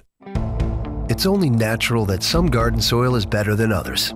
Like Nature's Care organic soil at the Home Depot. Right now, it's at a special buy of 2 bags for just $12. Plants get a healthier start with Nature's Care raised bed soil, potting mix, or garden soil. And right now, you'll enjoy some pretty healthy savings. What's more natural than that? Nature's Care organic soil, 2 bags, just $12. Now at the Home Depot. More saving, more doing. Valid through May 9th. Product selection varies by store. I'm Michael Blank, attorney with the law office of Jose Fernandez. If you've been in an accident, I know this can be a scary and confusing time. Our firm specializes in handling all types of accident and injury cases. Let us guide you through the process and get you the compensation you deserve. Call 855-HOSE-305 to make an appointment for your free consultation today. If you can't come to us, we can come to you, day or night. Call us now, 855-HOSE-305, the law office of Jose Fernandez. We don't get paid unless you do. Offices, Tallahassee, Miami. Se habla español. JRFinjury.com. This Day in Sports, brought to you by Superlube, 19 Tallahassee area locations. Quick, convenient, no appointment necessary. Get your history lesson weekdays at 5:30 during the Jeff Cameron Show, right here on 97.9 ESPN Radio. Working their way into the summer, DeWalt and Cornerstone Tool and Fastener are turning up the heat. Buy one DeWalt 20-volt Max XR lithium-ion brushless premium hammer drill and impact driver combo kit with 2 5-amp-hour batteries and receive $100 off instantly. And you get one of the following DeWalt Bare tools for free: a 5-inch grinder, recip saw, or an LED spotlight. That's a 3-piece kit. Come check out all the new DeWalt products at Cornerstone Tool and Fastener. And while you're there, check out the most powerful cordless kit on the planet, GoVolt FlexVolt. Cornerstone Tool and Fastener, 1110 Stuckey Ave and 3269 Crawfordville Highway. You're listening to the Jeff Cameron Show on 97.9 ESPN Radio.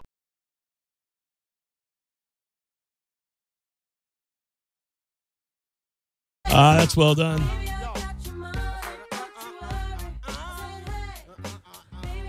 Washington Redskins are under fire after a New York Times story revealed disturbing allegations about the way the franchise treated the team's cheerleaders, with former cheerleaders saying the team made them vulnerable for the benefit of sponsors and big spending ticket holders. You don't say. I'll read more. The Times cited 5 former Redskins cheerleaders who described a 2013 photo shoot for a team calendar in Costa Rica. At the shoot, according to the report, male sponsors and suite holders observed cheerleaders posing topless or in body paint. After a 4-hour day of photos and dance practice, 9 cheerleaders were chosen to serve as personal escorts for the sponsors and suite holders at a nightclub. The arrangement did not include sex. Well, there you go. What's the problem? You didn't have to bang the suite holders. Ridiculous. Also present at the nightclub, according to the report, were 2 prominent Washington officials, Senior Vice President for Operations Lon Rosenberg, he has since parted ways with the team, and President of Business Operations Dennis Green. Stephanie Jajokian, the most unfortunate last name, the director of the Redskins cheerleaders, denied that she forced any of the cheerleaders to attend the nightclub and contested the description the 5 cheerleaders have provided. A Washington spokesman said the team would decline comment at this time. Good idea. The report also detailed a 2012 mandatory team bonding party, Tom. It was on a yacht of a businessman and former suite holder named William R. Teal, because, of course, his name is William R. Teal. Surprised it wasn't R. William Teal, but yes. By the way, he is a junior. According to 5 cheerleaders the Times cited, other men were on the boat when the cheerleaders boarded until they were given copious alcohol and encouraged. Oh, they say they were given copious amounts of alcohol and encouraged to participate in suggestive dance contests. I'm going to venture a guess that was twerking. Isn't that what the kids were doing a few years ago? That would be other reports would verify the yep. twerking claim, yes. Why don't you do some twerking there, ladies? Here's a margarita. Now get to twerking.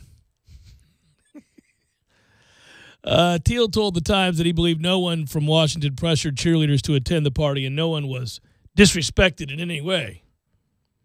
Well, that, sir, is a matter of opinion now, isn't it? Indeed. The report comes as the NFL's practices towards cheerleaders have come under scrutiny and noted weeks in advance by a certain talk show host in Tallahassee. Yes, we continue down the path. I will continue to thump my chest because it just seems like such an easy and obvious low-hanging fruit, right? That's not going to continue beyond this year. My prediction was this was the last year for cheerleaders. I think I'm right on this. It looks like we're closing in on that. Yes. Yeah, I mean, we were closing in rapidly, especially professional, where there is just no way around the fact that they are only there to be ogled by men in the stands while they dance suggestively and next to nothing. Like, there's no redeeming other than that. You know, and as a heterosexual man, I like looking at a woman. Sure. I get it. Consider but this. That is the very definition. If those cheerleaders wore what cheerleaders in the 1950s wore, which were sweaters and skirts down to the shins. Way too covered up, Tom. What are we doing? Well, why would that be any less valid? I can't be properly inspired by someone so well-clothed. The only way that I can truly be inspired by a cheerleader is if she's naked. What are we doing? Well, that's just like your opinion, man. Well, I'm kidding, of course. I mean, the report comes as the NFL is to second-guess themselves for years of this. By the way, the Saints, Dolphins, they filed discrimination claims against their former teams. Times report made me cry, said Sarah Blackwell, the Florida lawyer representing the 2 cheerleaders who filed discrimination cases. I'm sick to my stomach. I think Roger Goodell has the power to change this in every single one of the teams, but he's choosing to not do it. Well, now I will say this, and that's a grandstanding lawyer, but I will say that if I were Roger Goodell, oh, yes, I would have ended this a long time ago. This is a no-brainer, and you could be made to look great in the eyes of many for doing something that's pretty simple and straightforward and should have been done years ago. Yes. This is a no-brainer, Roger. It's really easy. You got strippers on your sideline. Ain't cool, man. And the bottom line about the Kaepernick protests and the Reed protests, it's about how it affects the bottom line and nothing else, and that's why the owners take the stance they take. If you think it's because they're doing something else, that's the pitch. But the bottom line is the thing that dictates the decisions they make. The money. And with cheerleaders, the bottom line will be affected. And so, I don't believe that. I don't believe that. No. Not continuing them. It will be affected if you continue cheerleading. That's correct. Yes. Okay, sorry. I thought you were going at it from the other way. I'm like, nobody's going to the game for the cheerleaders. No, sir. Right. Okay, well, that's fair. Yeah, and that should be something that resonates. If you have an advisor whose job it is to look out in your best interest and to represent you in almost every matter and to constantly be in this world tasked with the responsibility to view things through the prism of how will this make my client look. You couldn't do a worse job than the people who do that for Roger Goodell. Because the first thing you would do is line up a lot of simple things that you would then systematically go through and say, okay, we're going to make changes here, and then we're going to wait 6 months, and then we're going to do this. Then we're going to wait 4 months, and we'll introduce this. And what will happen is over the course of the next 2 years, Roger, you're going to look like a hero to many for doing common sense things. We'll present it in just the right way. We'll take angles. We'll write up the story in such a way that you came to us nearly in tears. You thought about all those years your mom toiled. Because you did, Roger.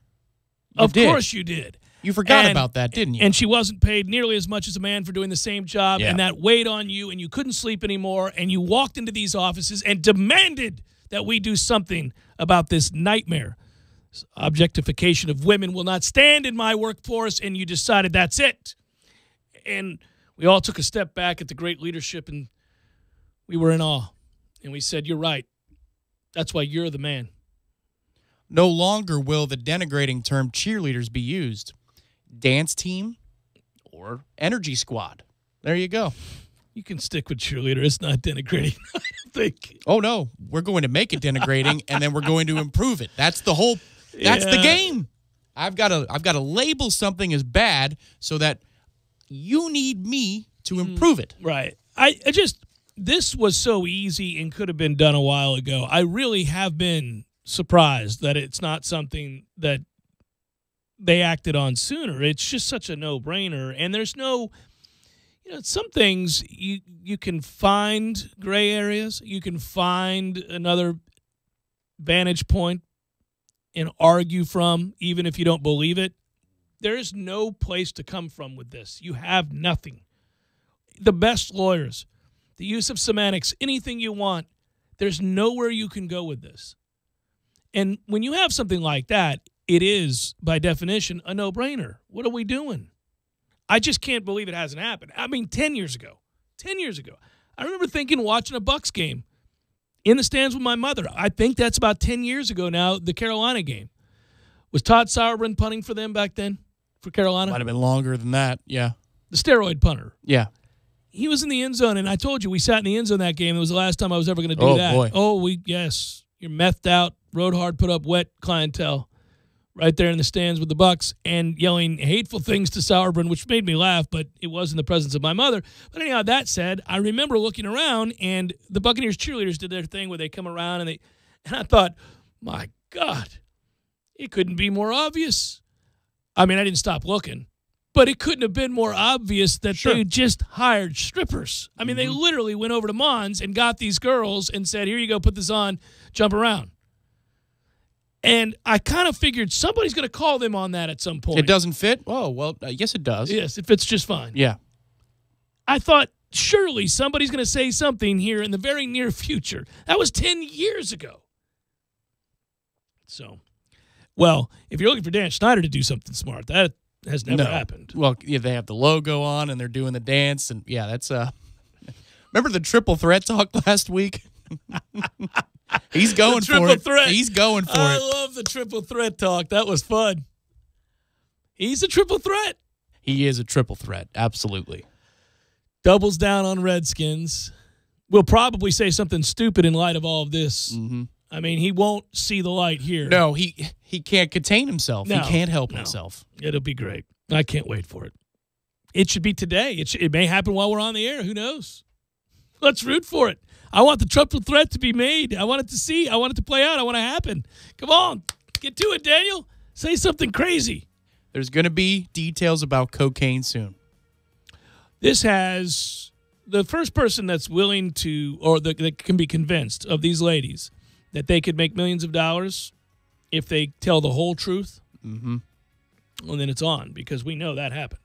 It's one of these girls, without question. I mean, if this is happening, if they're flying them to Costa Rica for nude shoots and Right. throwing them on a boat with a sweet holder, and they're told, here's some booze. Why don't you twerk a little? I mean, come on. That didn't stop there. We know that. It's Jeff Cameron Show, 97.9 ESPN Radio.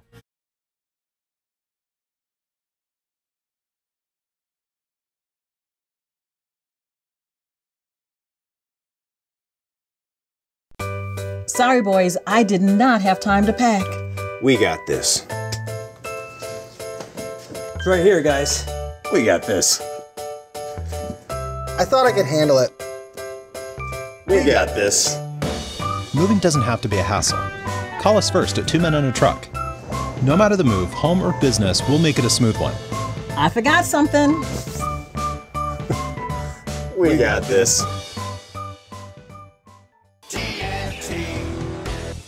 Landowners, your Mahindra dealer is ready to help you save during Mahindra's Red Tag Sale. Enjoy up to $7,900 in tractor cash back and savings, or utility vehicle savings up to $1,700. Plus, Mahindra's industry-leading warranties still come standard. So hurry in for Mahindra's Red Tag Savings.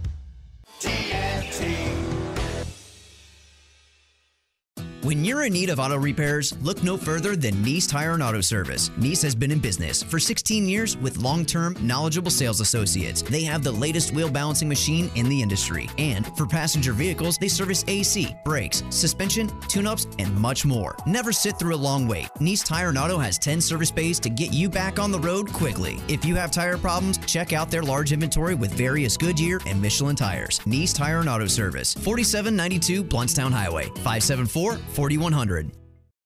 The distance. Over 150 new zero turns in stock. Visit TNTSupercenter.com to view inventory and pricing.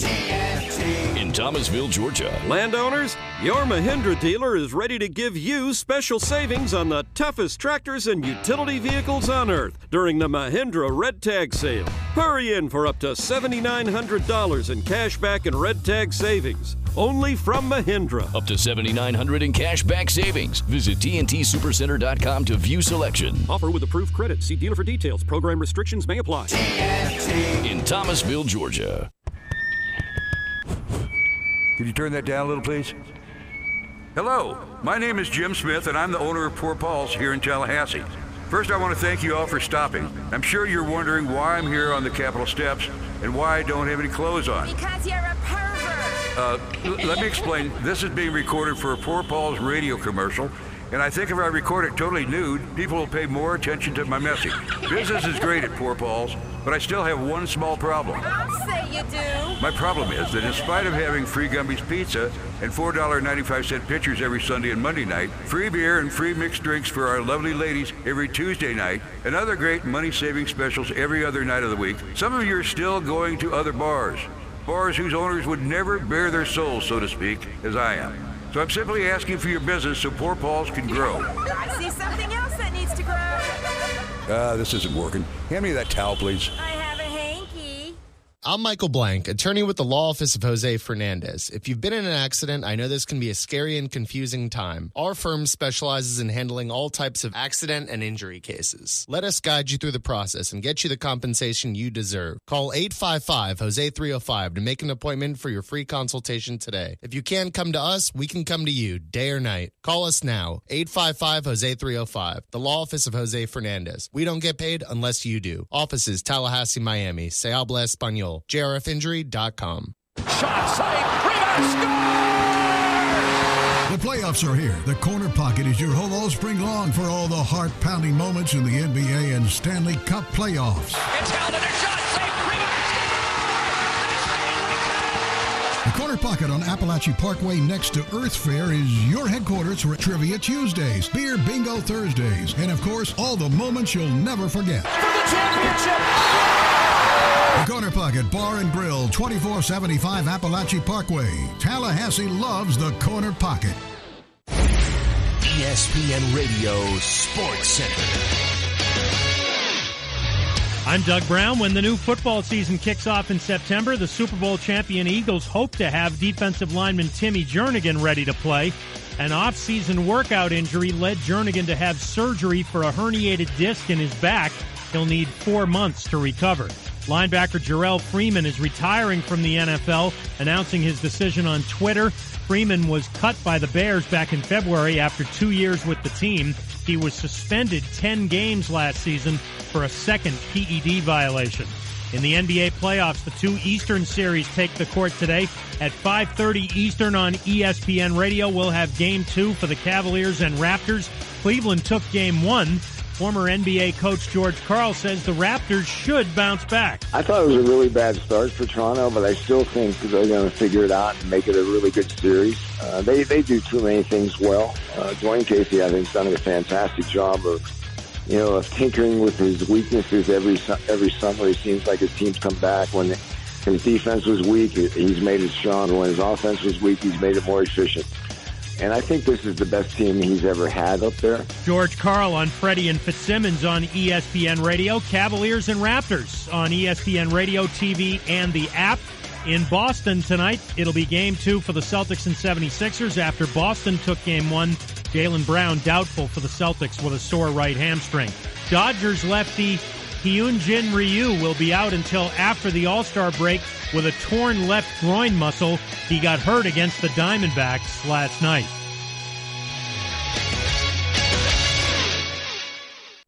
Live from the AmeriGas Propane Studios in the capital city of Tallahassee, this is the Jeff Cameron Show on 97.9 ESPN Radio.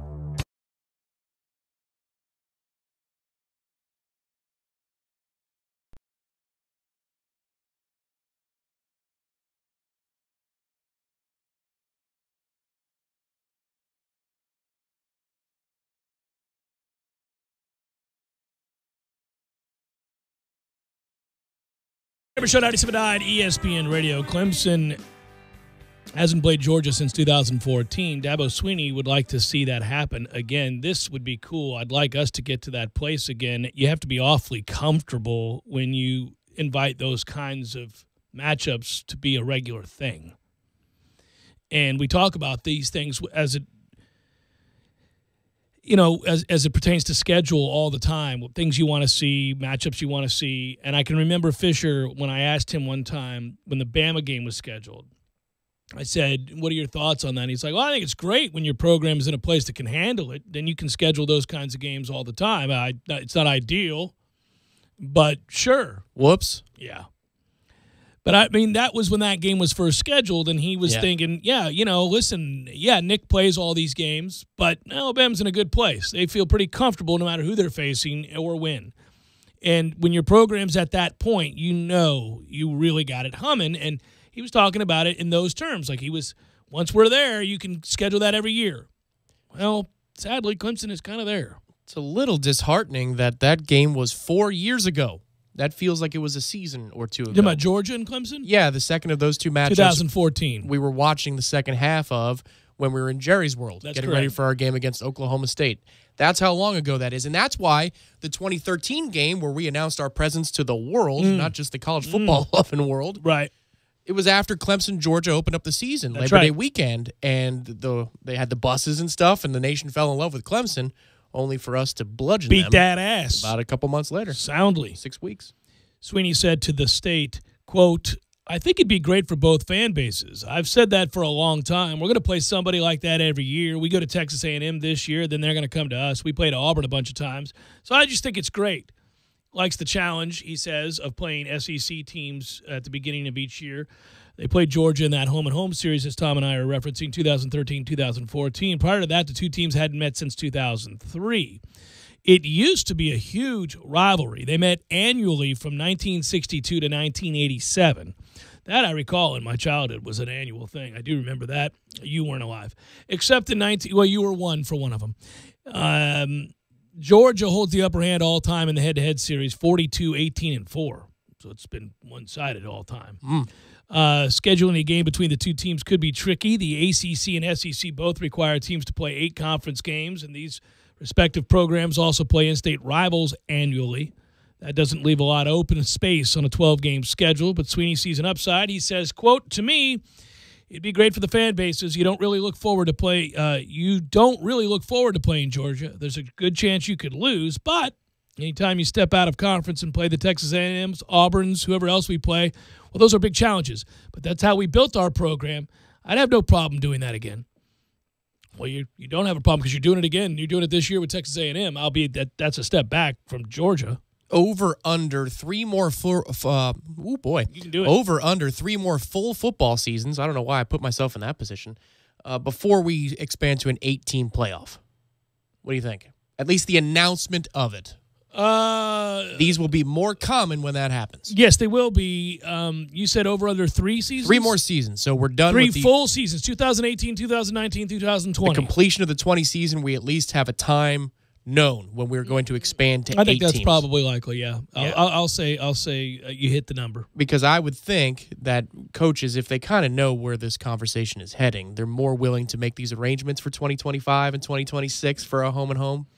You're seeing some of it now already. Right. I mean, they did it anyway. Clemson's always been aggressive. Alabama's been aggressive. Oklahoma, obviously. Well, if you look back historically, we've been as aggressive, if not more so, than any team in the country. I mean, the going on the road to play Nebraska and the going on the road to play Michigan and on down the line, that's legendary. It's how a great program was built. Anytime, anywhere, any place. And Bowden rightfully received an awful lot of praise for doing exactly that. But, yeah, you want to go and face the fire and make it happen and become a program of significance, that's exactly what you do. And, of course, you got to go play well in those games, and Florida State did, even in ones that they lost. It was a good showing and an opportunity for people to recognize what that program was becoming. I would like to say that, in the next couple of years, we're back to that status and you're able to kind of schedule those games and feel good about your chances of performing well in them. I'd like to see that. I just want it to be home and home. That's all I ever say about that is I don't need to be in Jerry's World and I don't need to be in Atlanta. I need to be on the other campus of that program and to see what that's all about. I love that we did it with Oklahoma. Would have liked to have won one of those, but doff the cap, move on. We touched on it a little while back, but now you've got new people calling the shots on these matters too. All we talk about is the offense and what the offense is going to look like, recruiting and practice. But big decisions now are being made by different people too when it comes to signing deals like these. Because Jimbo was a fan of the one-off. Even Stan Wilcox is a fan of the one-off because of the payday you get for going to an Atlanta or going to an Orlando. And I fully understand that, you need that extra Money's source of money. income. I got it, yeah. Right, but, we want to sign a home and home while we're at it, too. Not with Boise State, but with somebody of significance. Well, I'm proud of that Boise State home and home, although we're playing that other one in Jacksonville, which, what the hell? That was a precursor to them getting rid of the Boise game. That's the only way that made sense. But they haven't. Yeah, I know. And we're hanging in. We're hanging on by a thread, Tom. We should get a public record of that contract and see when the drop-dead date is for canceling. Don't cancel the game. People are going to go to Boise. We're going to go. Do you hear me over there, FSU? Don't cancel that game. We're all headed to Boise. It's going to be a blast. Can't wait. Schedule another 2 with Boise. Sure, do it. No, I want a home and home with Washington. I want a home and home with Texas. I want a home and home with Michigan State. Ooh. Well, you know what I did? I think I struck a there you go. Not for the town, but for the stadium and the atmosphere. Good bars there at East Lansing. Oh, really? Yeah, for a day. You're just for a there. day, yeah, right? You're not spending a week there or anything like that. Yeah. Well, I did what we all do. I looked at this past weekend. Now that the NFL schedule is out and college is, obviously set, I looked at our bye week to see what interesting events around the country are worth going to. And our region has a couple of good ones. Oh, yeah? For our bye week. What's going on during our bye week? Okay, so you have Auburn, Tennessee, just to drive up the road, not to Neyland, but over to Auburn. Yep, that's easy to do. We could do that. Your favorite one is going to be this one, so I'll put it right here. It is UW, Washington, at Oregon, Autzen Stadium. Right. We should pull the trigger. And then there's another really good one because I've never been to New Orleans, and I would like to use that as the centerpiece. I'm going with you on that first one. Okay. Well, it's Georgia at LSU. Oh, well, and by the way, you'll be so blown away by LSU. I mean, Baton Rouge. That's on our bye week. I mean, that's cheating. You would be blown away by that. That's an experience. Seriously, that's an experience. You're going to be like, these people. Well, my Lord. Right. I love them, but it's twisted, but okay. I know your favorite is the expensive flight across the country, but we like to... That is my favorite. We get a pseudo rest for a bye week. We like to take a day here or there. Man, that would be a weekend. Well, you're not resting if you're going to you want to go to New Orleans, but that game's in Baton Rouge. Yeah, but it's at least a drive. It's nearby. But if you're going to do anything, if you're going to New Orleans... But I'm not going to drive to... What do you do in New Orleans? I hear you. Right. But I'm not going to drive to Tampa to fly to Seattle or some such thing, or Portland in this case. I'm just going to drive, go to New Orleans, hang out. We could just get on a plane, my man. You know, I had somebody tell me about an F-22 the other night and how fast an F-22 is. So you can go, I think I have this right. Some plane expert's going to write in and tell me if I'm wrong. Well, we do have somebody maybe listening to us right now hovering over Yeah, certain layers that's of the right. atmosphere. That's right. It's crazy. We've seen that. Air Force pilots, It's amazing. So the F-22 is like the be-all, end-all. It wins in all the combat fights. Like, you want that over an F-15. You want an F-22. It beats your ass. You can't catch them, plus they got all the weaponry and all But you got MiG? Yeah, so you're winning with an F-22. But anyhow, the point of that is this. I think you go 30 miles every 30 seconds or every minute, I think it is. So if you want to go to Jacksonville, it takes you like a few minutes to get to Jacksonville. It's ridiculous, right? 200 miles to Jacksonville, something like that. That's incredible. So well, I thought about if I had access to that, like I'd be taking it all over the world. I'd be like, I'd go have lunch in Paris and come back for dinner. How amazing would that be? I think they fly at like 70,000 feet. Well, that makes sense because the photo we have is, it almost looks like space above the friggin' cockpit. Well, it did look like that, and that was one of my favorite. Yeah, that was my. I don't know if it's exactly allowed, so maybe it can be more vague about it. But yeah, their top speed of an F-22 Raptor is 1,200. The cruising speed is 1,220 miles per hour. The fastest they've ever got one up to for the F-22 Raptor is 1,498 miles per hour. You can go to here in California with the quickness. They're one-seaters, I think, so what are you going to do? But if you had if you're selfish. Yeah, I'm going to go see the Rose Bowl. I'll be back for lunch or dinner tonight. Break people's eardrums across the country along the way. That is just amazing. I can't fathom that. Just the idea of rolling from here, getting to supersonic speed and whoa, I'm going to be in Jacksonville in 3 minutes. Well, if you could do it, because you have a thing with heights, right? Flying, not so much, but heights. Well, here's the thing. I saw a video. My brother, air traffic controller, was in the Air Force, and he's always wanted to do that, right? He's always said, I would have been an Air Force pilot if I had to do it all over again instead of an air traffic controller.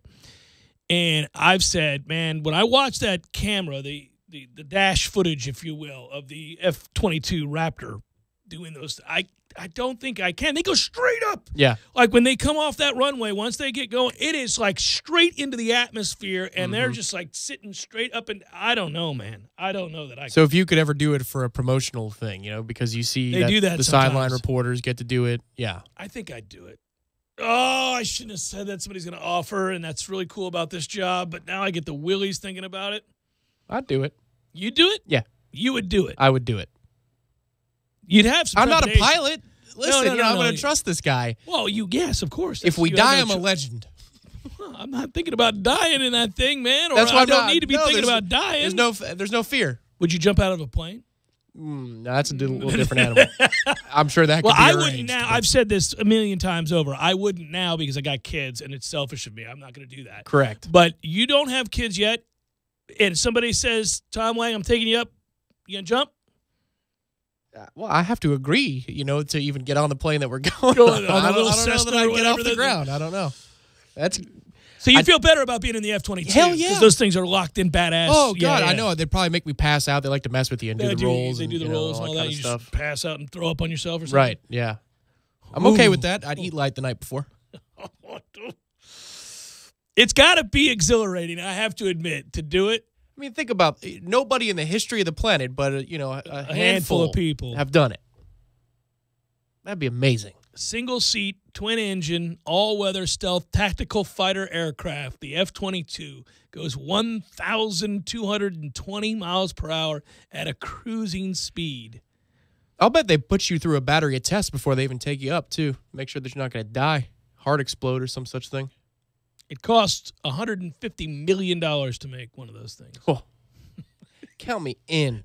I would do it yesterday. Yeah, but it's a single seater, so you can't do it. You can't be on Yeah, the but I can do- F-22. You but can you do know, it the on something F-16 else. or whatever. Yeah. I guess. You get the heebie-jeebies thinking about it a little bit. Man, if you could be in one of the stealth bombers, would you do it? Yeah.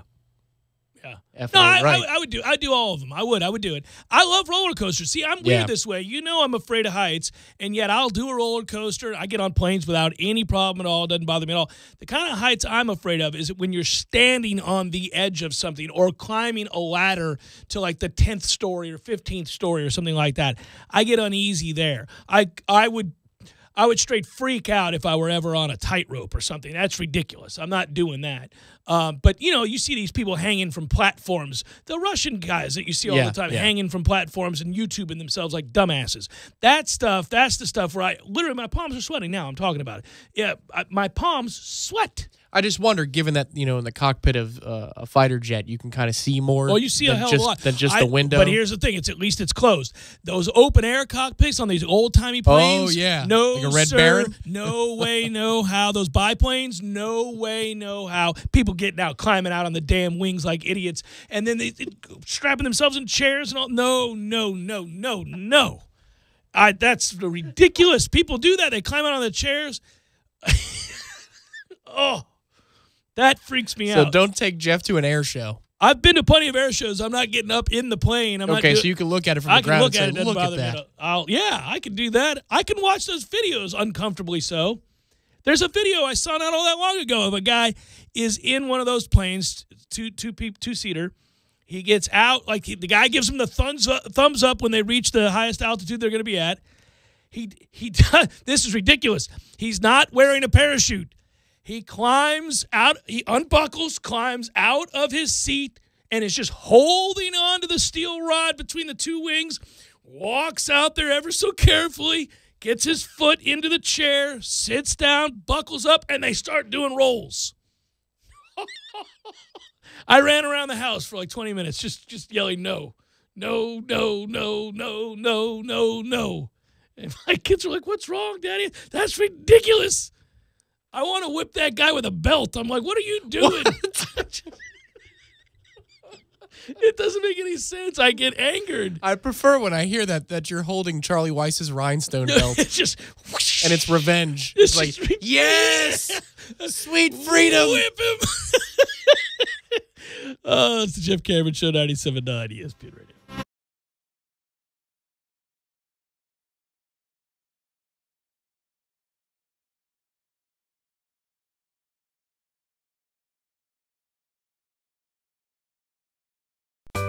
Sorry, boys, I did not have time to pack. We got this. It's right here, guys. We got this. I thought I could handle it. We got this. Moving doesn't have to be a hassle. Call us first at 2 Men and a Truck. No matter the move, home or business, we'll make it a smooth one. I forgot something.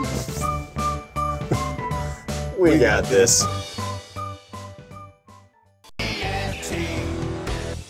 Landowners, your Mahindra dealer is ready to help you save during Mahindra's Red Tag Sale. Enjoy up to $7,900 in tractor cash back and savings, or utility vehicle savings up to $1,700. Plus, Mahindra's industry-leading warranties still come standard. So hurry in for Mahindra's Red Tag Savings. TNT. When you're in need of auto repairs, look no further than Nice Tire and Auto Service. Nice has been in business for 16 years with long-term, knowledgeable sales associates. They have the latest wheel balancing machine in the industry. And for passenger vehicles, they service AC, brakes, suspension, tune-ups, and much more. Never sit through a long wait. Nice Tire and Auto has 10 service bays to get you back on the road quickly. If you have tire problems, check out their large inventory with various Goodyear and Michelin tires. Nice Tire and Auto Service, 4792 Bluntstown Highway, 574-4100. For an entire month, WarChant.com is offering a risk-free 30-day trial subscription. Get full access to the #1 website covering the Seminoles just by entering the promo code WarChant30. That's WarChant30. Sign up and get in on the world's most active FSU message boards. Receive breaking news, stories from our award-winning staff, plus get exclusive interviews and videos. Just enter the promo code WarChant30. WarChant.com, your ultimate Seminole sports source. Say what, it's the boy Big Snoop D-O-double-G. And I got a very special message to the players. That's right, to the males. Sexual performance issues are more common than you think. Maybe not for me, but probably for you. Over 25% of new ED cases are guys under 40. So what do you do if you suffer from ED? Go to forhims.com, the wellness brand for men, so you can look good, feel good, and perform well in the bedroom.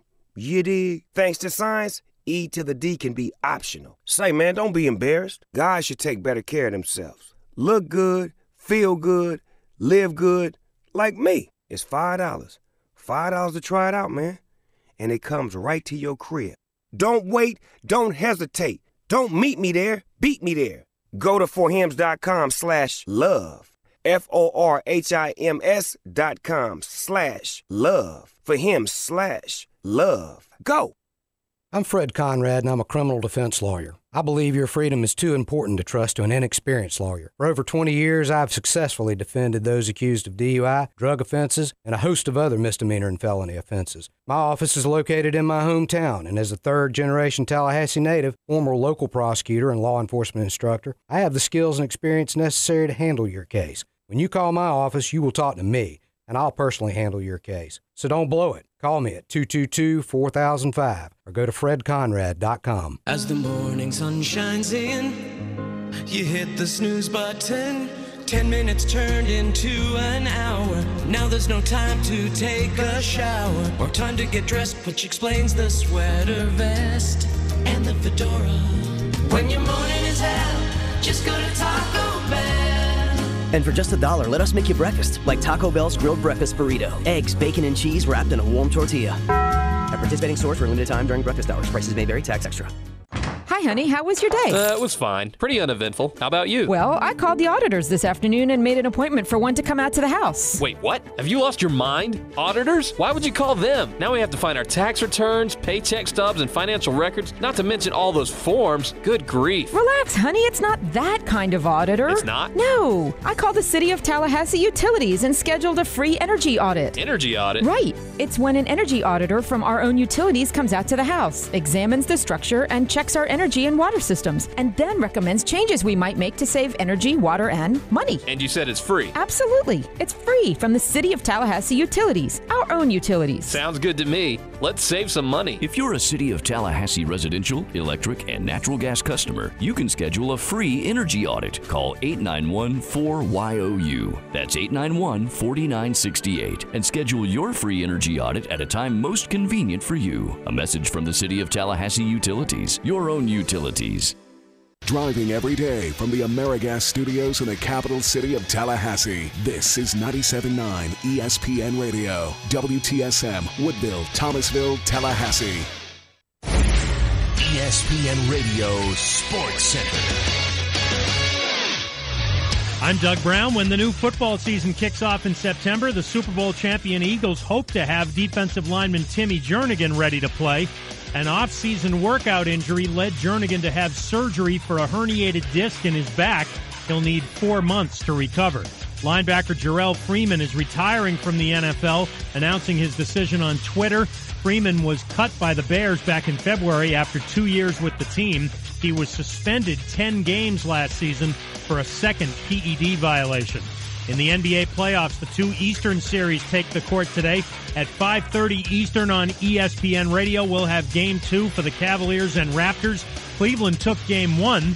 Former NBA coach George Karl says the Raptors should bounce back. I thought it was a really bad start for Toronto, but I still think they're going to figure it out and make it a really good series. They do too many things well.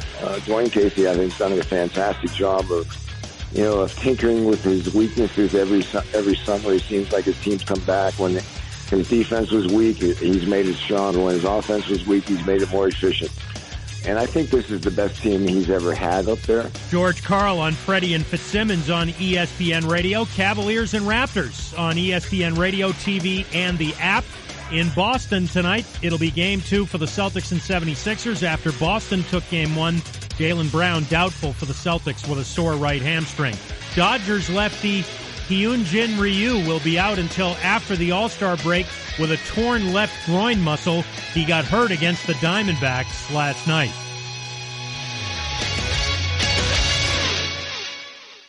Live from the AmeriGas Propane Studios in the capital city of Tallahassee, this is the Jeff Cameron Show on 97.9 ESPN Radio.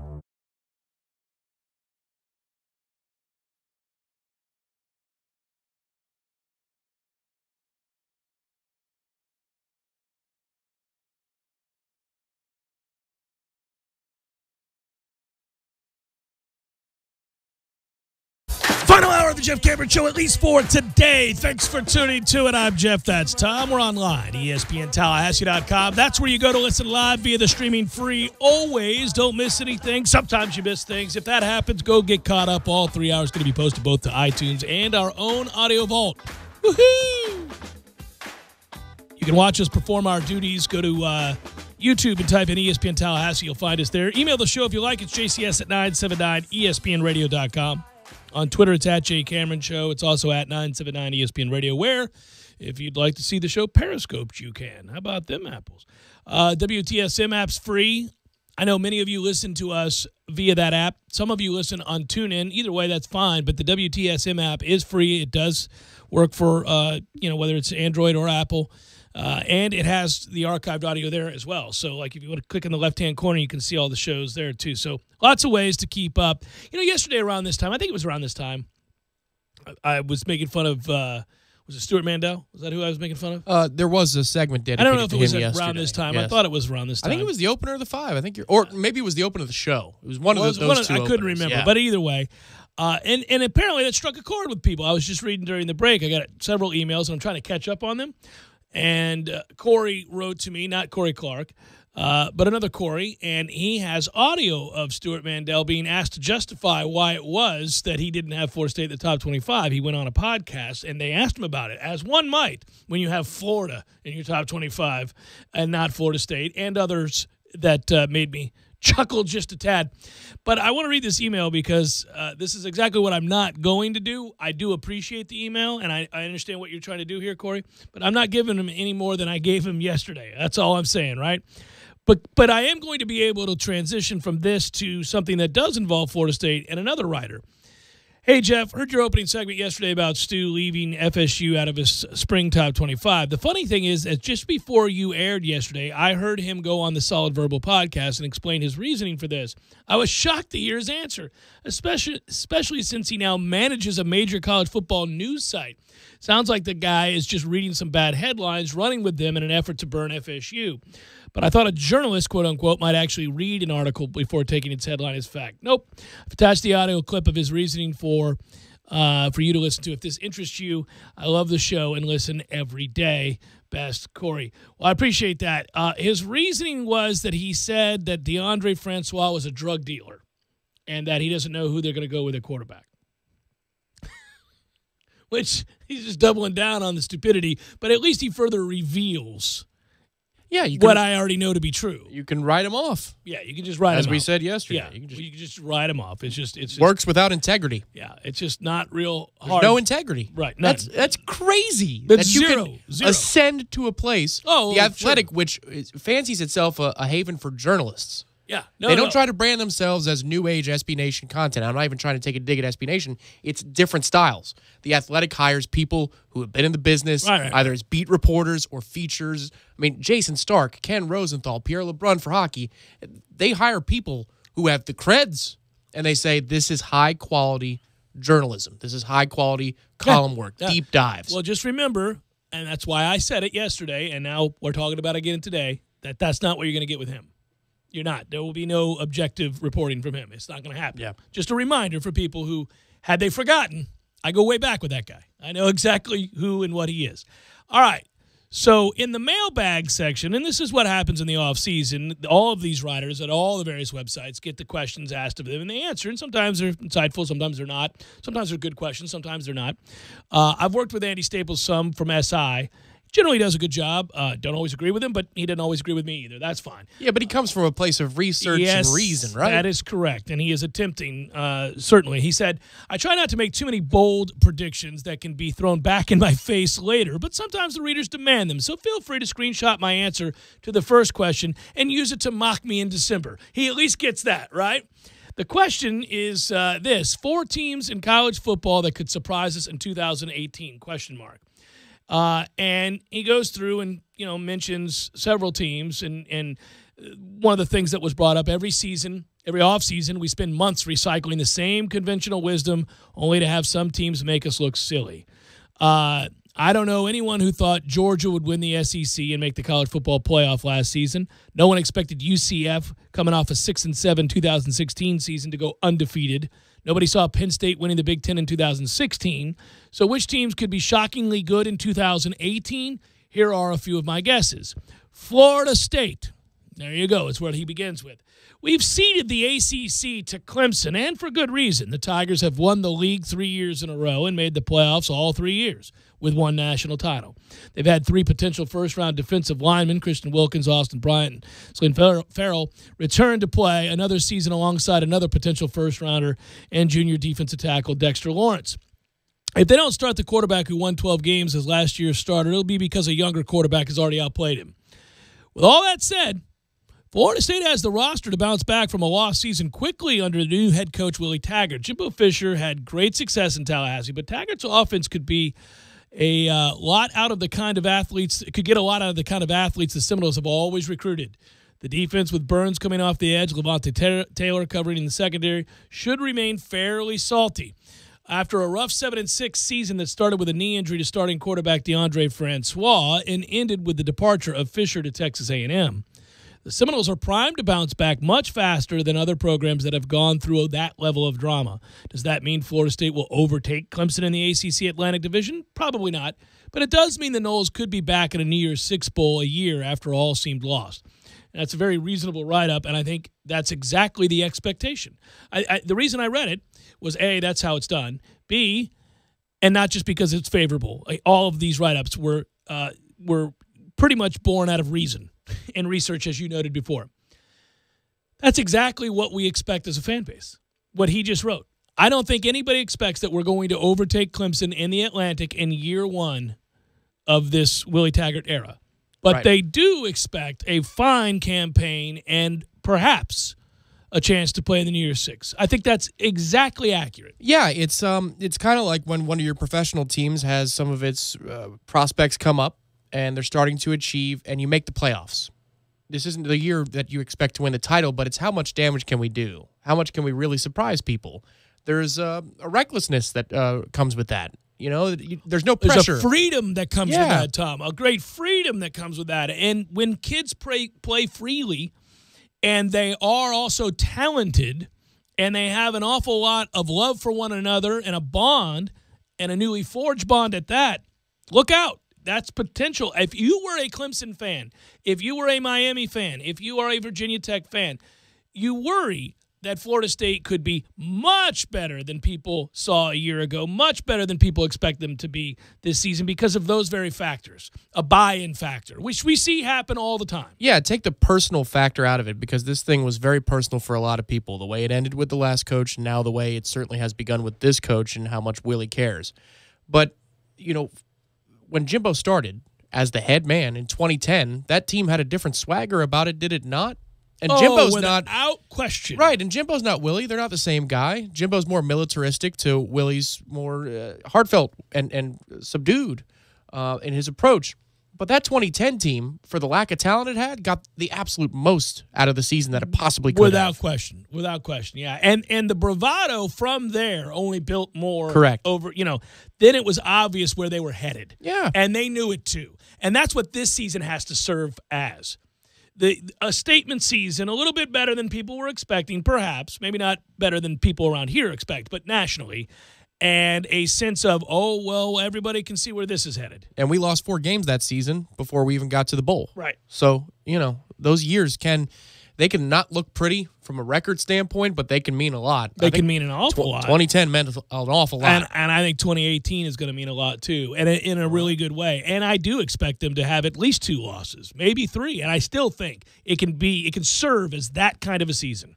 Yeah. I think it probably will. In fact, I don't know of a way that it can't. I think it absolutely will. That's why I'm so pumped about the upcoming year. It's not the thought of making a playoff. It's not the thought of a national championship. It's the thought of making a statement that clearly allows for the conversation to be furthered, which, is one moving in the right direction without question. Jeff Cameron Show, 97.9 ESPN Radio.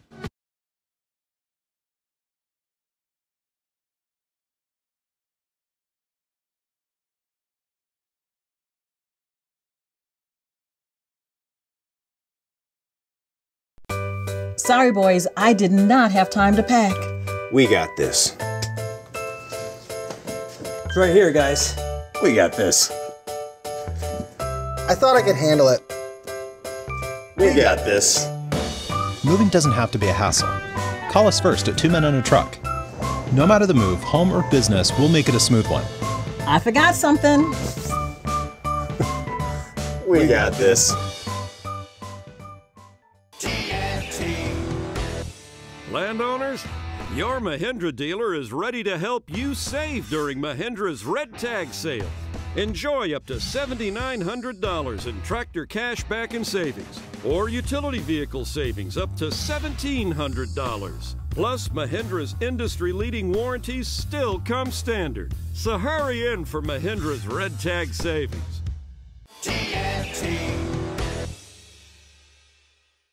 When you're in need of auto repairs, look no further than Nice Tire and Auto Service. Nice has been in business for 16 years with long-term, knowledgeable sales associates. They have the latest wheel balancing machine in the industry. And for passenger vehicles, they service AC, brakes, suspension, tune-ups, and much more. Never sit through a long wait. Nice Tire and Auto has 10 service bays to get you back on the road quickly. If you have tire problems, check out their large inventory with various Goodyear and Michelin tires. Nice Tire and Auto Service, 4792 Bluntstown Highway, 574-4100. Most powerful cordless kit on the planet. Go Volt FlexVolt. Cornerstone Tool and Fastener. 1110 Stuckey Ave and 3269 Crawfordville Highway. Hi, Chris Kraft for Kraft Nissan. Look around. That's right, you see Nissans everywhere. Tallahassee is officially a Nissan town, a Kraft Nissan town. Why? Because Kraft Nissan has the best pricing, the best selection, and the best buying experience in town. And at Kraft Nissan, you get the best value for your dollar. With more standard features, our exclusive and the original lifetime warranty, our easy choice menu that gives you a price and payment in writing, our new For You program that helps people with damaged credit. And now, till the end of the month, 2 years or 20,000 miles of complimentary maintenance with every new car purchase, plus $1,000 over book value for your trade. Best of all, my people are the best in the business. They will greet you with a smile and a handshake, and they will know your time is valuable. My managers are always accessible, and of course, you can always ask for me or my brother Peter. Bottom line, if you need a new or pre-owned car, you need to experience the Kraft difference. Great people, great product, great price, with the best car buying experience in town. Kraft Nissan on Mahan Drive between Academy Sports and Costco. And remember, if you don't see the Kraft tag on your car, you paid too much, way too much. Are you ready to experience an awesome fishing expedition? Sea Quarters Marina is home to several great charter services. All charters are customized based upon the types of fishing opportunities available and the type of fishing the customer requests. The Northwest Gulf Coast offers a variety of different angling adventures thanks to unspoiled back county islands and crystal clear flats. For more information regarding charters, call Sea Quarters Marina at 697-8400 or online at seaquartersmarina.com. The United States Postal Service has been around since 1775, and since then, you can rely on the Postal Service to make sure what matters to you gets to your mailbox. You'd think you couldn't improve on that. But now, with informed delivery notifications, you'll know when those important packages and letters are coming to your mailbox, with an email every morning telling you what's on the way. It's the reliability of the United States Postal Service matched with the technology of today. It's time to get peace of mind. Sign up now for free at informeddelivery.com. Informed Delivery. If it's in the mail, it's in your email. It's time to fire the cannons. Fire them cannons! Tallahassee has a new home for Tampa Bay Buccaneers football. This is 97.9 ESPN Radio, Tallahassee's sports monster. Your home for Tampa Bay Buccaneer football. Touchdown Tampa Bay! There you go! You're locked in with the Jeff Cameron Show on 97.9 ESPN Radio.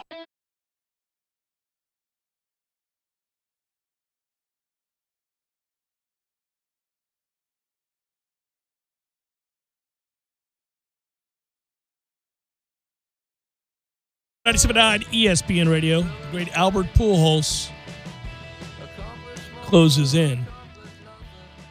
And I was reading an article today, of which there will be many, about Albert Pujols' career. You know, I was thinking back to our conversations, Tom, on when the Angels signed him and at what point the diminishing returns would happen, the investment, you know, what would you get at the gate, how long would he still hit, how much time was left in his career, all those things. And how many years is he in now with the Angels? Quite a few. 1, 2, 3, 4, 5, 6. This is his 7th or 8th year, just doing quick math. It worked for them. I know they haven't won, but I think that investment ended up being a little bit better than I would have thought. Yeah, his 7th season. And it was a 10-year deal, right? That's correct. Yeah. I think we thought there was no chance at that point he'd get to 5 and still be a viable starting major leaguer. And he is. He is. Viable being a good word there. Yeah, I don't think he's an elite player anymore, but he's a viable starter in Major League Baseball. What did he do last year? What was the season? Give me the slash line. Well, he drove in 100 runs. He hit 23 home runs, but his slash line is, not great.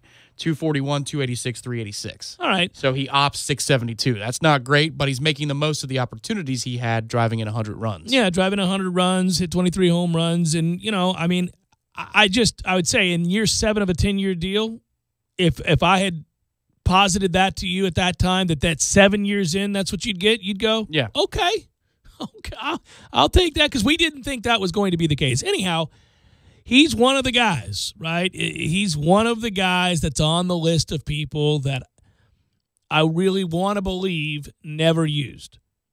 I mean, I want to believe that. I am no longer the guy that stands steadfast and says that somebody did or did not. I mean, we've learned the hard way that the guys you were sure were clean, you can't be so sure of anymore. Yeah.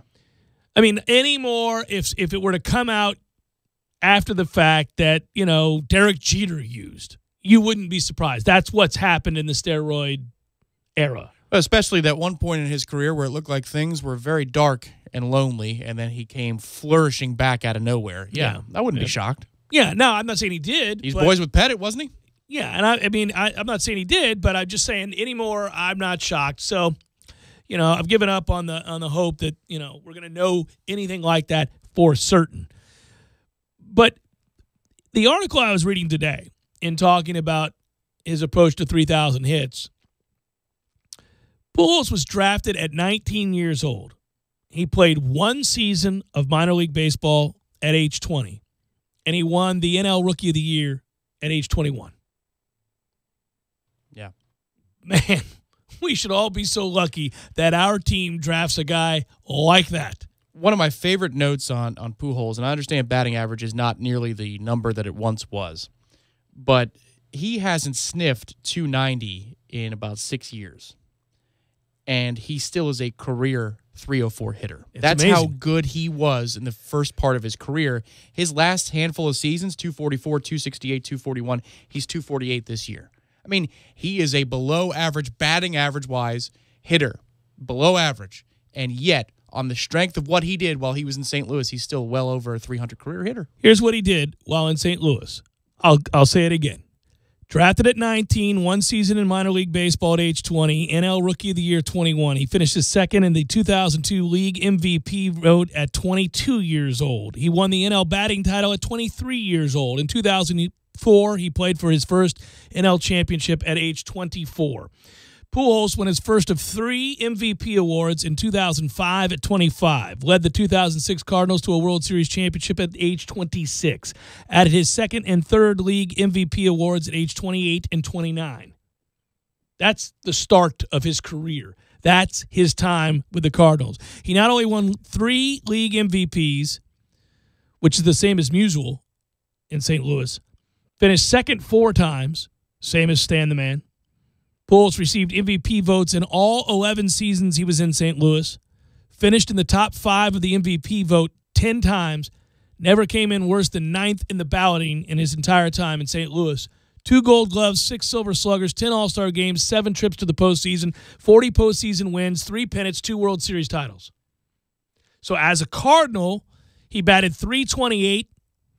The MLB average during his 11 seasons was .263. He had a .420 on-base percentage. The 11-year league on-base percentage was .331. He slugged .617, or 200 points above the overall MLB percentage for the 11 seasons he was in St. Louis. He propelled the Cardinals to the fourth most regular season wins in the majors between 2001 and 2011. He hit 445 homers, 455 doubles, 1,329 runs batted in, and with runners in scoring position, which I know you usually played at the back of your baseball card, he hit .342 and OPS over 1,000. And you can go on, by the way. His postseason stats are crazy, too. .439 on-base percentage, .607 slugging percentage, 1,046 OPS, 18 homers, 18 doubles, 52 RBIs, 7 postseasons with the Cardinals. He was responsible for 24% of the team's total home runs. He delivered almost 18% of their RBIs. And the greatest home run I've ever seen. Against the Astros. Which was against the Astros. And it's still going. And it was Brad Lidge that he hit Poor that Brad off of. Lidge was left to stare into the distance while Andy Pettitte said from the dugout, "Oh, my God." Yeah, that was the 2005 NLCS, I believe it was at that point, the NLCS. Dude, I was at Iona College in my dorm room, and people weren't really paying attention to the game. And we were half watching it and talking. And everyone stood up from where they were sitting and said, "Holy bleep. Oh, my God." Oh, it was the woo hit moment for baseball. It was the dunk that takes you out of your chair for baseball. It's one of the greatest home runs I've ever seen in my life. He hit, I was talking about runners in scoring position, his time in St. Louis, 81 plate appearances. He hit .407, a .593 on-base percentage, and an .870 slugging percentage, 1.463 OPS. As a first baseman, he was credited with 96 defensive runs saved over 5 peak seasons, 05 through 09. That was the best work defensively he had ever displayed, and it was dominant. He had, in 5 seasons at the old Busch Stadium, he OPS'd over 1,000, did so again in the 6 seasons at New Busch Stadium. On the road, he OPS'd over 1,000 for his 11 seasons as a Cardinal, so it wasn't just the stadium. I mean, it's funny. The article goes on to talk about what others and what other managers thought of him in dealing with and trying to pitch to him or pitch around him or deal with him. Felipe Alou once said of Albert Pujols when he was the manager with the Giants, he just stands there like a man. They didn't teach him to fear at home where he grew up. It's not part of being in the game. It's not part of his bag. He has no fear ever. Well, and that's pretty cool. You know, I think the other great thing about his career in L.A., which the numbers are stark. The contrast is stark. He was still a plus player in terms of WAR until last season. It was the first time he was a negative player. But what he was able to do for Mike Trout, the lessons he could teach, you know, there is only a certain amount of people in the world that can look Mike Trout in the eye and say, "I know what you're going through. I know what you have." It's like when Tiger talks to Jack Nicklaus. They can understand each other in a way that very no one else can. Mm-hmm. Well, that Pujols is there to help usher in Mike Trout's greatness. And they get along very well. I watched a feature last year on MLB Network with the two of them talking about how they discuss hitting and the things they trade, the information they trade, and the insights. Right. And they get along wonderfully. There's a lot of chemistry between those two. So the value. You know, you may say they overpaid for Pujols, which of course they're going to do. He was a free agent in the back half of his career, and you sign him forever and a day. Of course, you're actually going to overpay, but the value is mitigated a little bit by the fact that he's able to mentor one of the game's great all-time players as he's growing into his own. It worked out. That's my point. I wanted to revisit it as we approach his 3,000 hits because I realized, you know, we talked about this all this time ago now, and we really did think, I certainly said repeatedly that that's a mistake. The Angels made a mistake, and it hasn't been a mistake. Hasn't been a booming success, but it has not been a mistake. It worked out. I don't think they regret having invested in Albert Pujols. And, oh, by the way, he'll be one of only 4 players in Major League Baseball history to have 600-plus homers, 3,000 hits. He'll join Hank Aaron, Willie Mays, and, unfortunately, Alex Rodriguez. But that's the group he'll join. And unlike Alex Rodriguez, we don't know. Albert may have done that clean. I don't know that. We don't know. We don't know. We know that's Alex the best did. way to put it. We know right? Alex didn't. We know Hank and Willie did it clean. Well, and if you look at his career, that's the other thing. The tracking of his career, it looks natural. The numbers, they're declining. I mean, the ops between his days in St. Louis and L.A., which is, again, a really good number of how much you affect the game as a power hitter because he's turned more to power than contact as he's gotten older. He opts over 1,000 in his 11 years in St. Louis, which is absurd. And in L.A., it's 775. Right. I mean, he is on the decline, but his decline is – there's a parachute to the decline, which is what the greats do. Right. He's find easing a way. his way down. Yeah. Yeah. Well, and remember, and again, I started by saying I don't know that I'll ever fully go all in ever again on a player and defend him the way that I did players in the past that I thought were clean because I've been disappointed too many times and I realized my naivete was on display in those moments. But he has stated from the mountaintops time and again that he never used. So have others, unfortunately. And so, you know, again, you can take that for what it's worth. But he's never been implicated as far as I know. That's correct. And you're right. The career progression suggests that he's clean. But he's never hit 290 in L.A. He's never opted over 900 in L.A. Now, his power numbers, he's had a 40 home run season, 3 30-plus home run seasons in addition to the 40 home run season. He turned to power numbers. That's plain and simple. His defensive WAR went down, obviously. He was a plus player for a little while. He was actually quite a good first baseman for a little while. Really good first baseman for a while. His defensive WAR was as high as a 2.3, which for him, and his body type too, is pretty impressive. But again, advanced stats, they tell you when he was in St. Louis, his offensive WAR always ranged somewhere between 6 and 8, which is absurd. And in L.A., it never got over 4.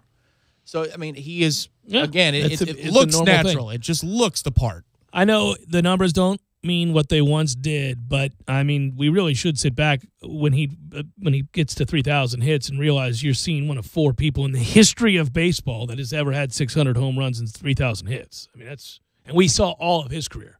Baseball, so you got to see all of his career. I did. Baseball can get tripped up in the numbers, and the talking point might lose its luster, but this guy's career is as good as it gets, and it doesn't look like the 90s careers did. Point blank. No. And by all accounts, a superhuman being. So you root for guys like that. I, again, can hope that all of that was on the up and up. I root for that to be the case. I remember when you had beat reporter Matthew Leach on to talk about the nature of those negotiations, and he said there's no way he comes back to St. Louis. Yeah. It's just it looks like this is going to be an impasse. Well, and Matthew would be a good guy to talk to about Pujols because he certainly covered him and enjoyed covering him. And the author of the article that I read today in The Athletic talks about his career covering Albert Pujols. It's Bernie Milklas who wrote the article. It's a worthwhile piece. There's a lot more to it. I took some of the numbers from the piece just to relay how great he's been. But he ties in Pujols taking batting practice down in Jupiter, and he talks about the first time he ever saw him and that it was pretty obvious that at the time Tony didn't want to say that he could make the team. You remember that spring training. That's what's awesome about this is that who is this guy? Yeah, he kept hitting, and nobody knew who he was. And when they asked Tony La Russa finally, like, hey, man, is that guy going to make the team out of camp? Because they can't get him out, I mean, at all. And at some point, you have to decide that maybe he makes the team. And they were trying to conceal what he was. They didn't want that hype to get surrounding him. Sure, and it's spring training. Maybe all the pitchers are working on something on the day. He's, so. But he's doing something that nobody else is at the time, and they're kind of thinking, well, this is weird. And what's funny is he's the guy who asked the question to La Russa, and La Russa's like, please. He's got great potential, but it's not going to matter right now. He's not going to make this team at that age. But then he kept hitting, and by the end of it, they go, La Russa says, this kid, quote, long pause. I've not seen anything like this. Long pause. And then he stopped answering questions about it. Like he was now considering maybe this kid's got to make the team out of camp at 20 years old. And that comes with age, too, doesn't it? And experience. You know, I'm beginning to understand things like that. Yeah. When I saw Jameis at the spring game for the first time, this is different. I know we were in the lost decade, but I knew Florida State in the 90s. I knew Winky. I knew Ward. This is the NFL on Saturdays. That's what this kid's doing. Or Dalvin, you know, setting up and creating lanes for himself. He doesn't have the 4.3 speed, but the vision and the way he could create. Well, and the quickness and suddenness that he had. It's the suddenness, yes. There's no way he gets the corner and he's already 5 yards further down the field than he thought he was going to be.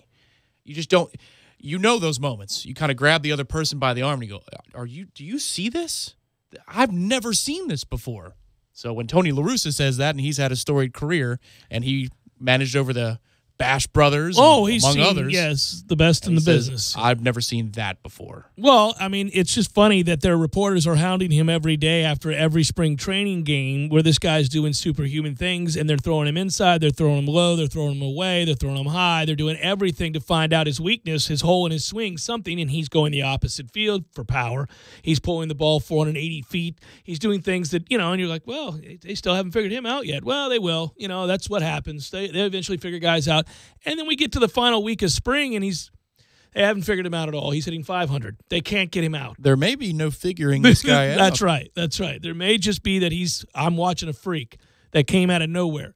And now, and it's pretty cool because he goes and he's taking batting practice in Colorado. It's a regular season game, and Stan Musial shows up because he just wants to see the game. And he was there for a card show. And so he walks up to the gate and tells the people, hey, I don't have a ticket. I'm Stan Musial. Can I come in and watch the game? And they're like, yes, sure, Mr. Musial. Well, he ends up being down in the dugout with the Cardinals, of course. And Albert Pujols is getting ready to go out on deck, and Stan's watching him. And a photographer takes a picture of Stan Musial looking at Albert Pujols, watching his practice swings. And then Musial later says to the reporter, that's the guy. And recognizing this something, right? That thing, whatever it is. It's just cool. Baseball does that more than most sports. You get those moments. I've told this story. I have a vignette in hockey when we had season tickets to the Lightning in 2004, and I'm sitting next to an old guy, really nice guy, big dude, and we're talking about the game, back and forth. Great conversation. Third period rolls around, last TV timeout, he's leaving. My dad says, do you know who that is? And I said, no, that's Larry Robinson from the Montreal Canadiens. He's a Hockey Hall of Famer. He's been a coach. And the last thing he said to us on the way out, you guys got a cup contender. This might be a cup winner right here. That team is He was different. just there to see the game. Right. And even though the Lightning were good, it's a Tampa team and it's hockey. You don't think you're actually going to win the whole thing. Right. Prophetic words. Sure. 3 months later, you hoist the thing, but it's the trained eye of somebody who's been there, seen it, lived it at the highest level. And they can see those little 10% differences that make everything.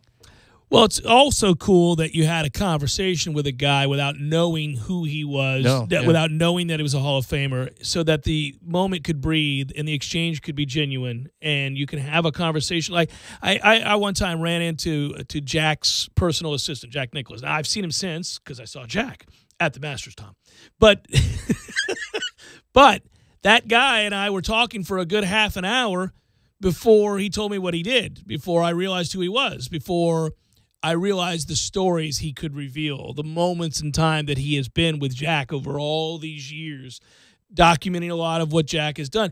And I regretted, in a weird way, finding out who he was because we were having the most fascinating conversation about golf. And then that happened. And then whether you wanted to or not, it's like observing something in nature you affect. So, you realize... For my pop, he enjoyed it because he knew, but he wasn't because he knew it it was, anything. and he was in awe. Yeah. Do you know who that is? That's crazy. He turned into a child. Yeah. And Larry said on the way out, your kid knows the game.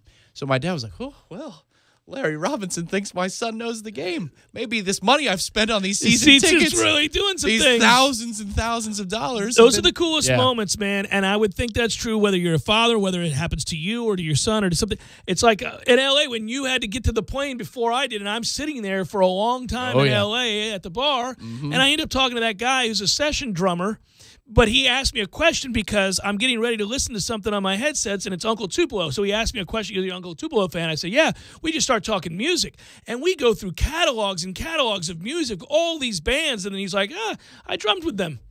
What? He's like, yeah, I was session drummer on this record. I look up, it's him. And I'm talking to this guy about all these bands he's played with. You verify. Like, yeah, sure, pal. Yeah. It's L.A. But then I did, and it's him. And he and I talked all this music for a couple hours over drinks. Mm-hmm. And then he had played with some of the greatest bands in the world. That was a hell of a day in that airport. That was a damn fine day in an airport, Tom. Probably the best day we ever had in an airport. Probably the best day at any airport in the history of time spent in an airport, for sure. That was amazing. I take it to beer. Good times. Jeff Cameron Show, 97.9 ESPN Radio.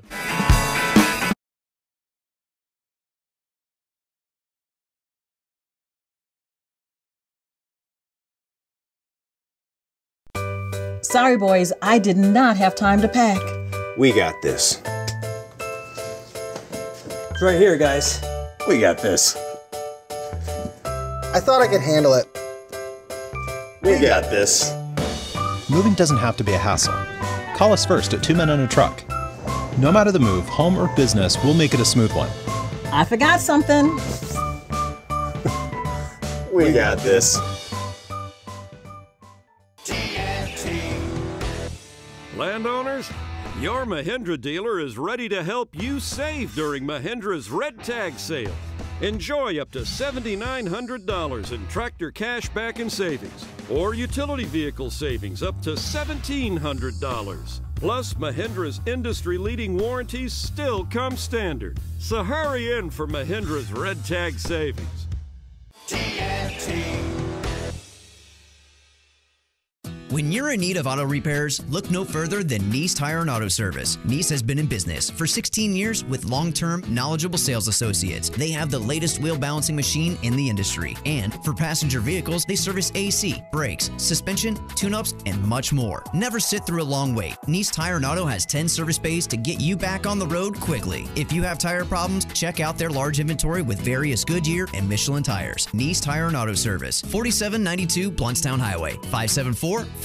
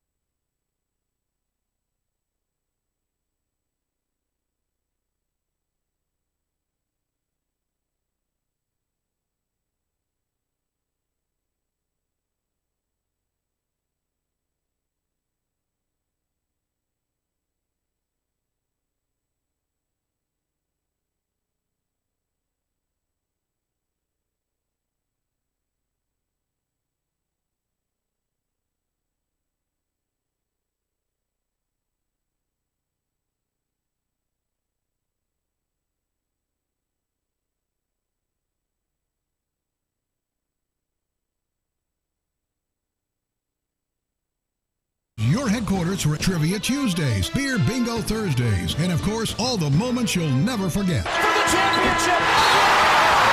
Corner Pocket Bar and Grill, 2475 Appalachia Parkway. Tallahassee loves the Corner Pocket.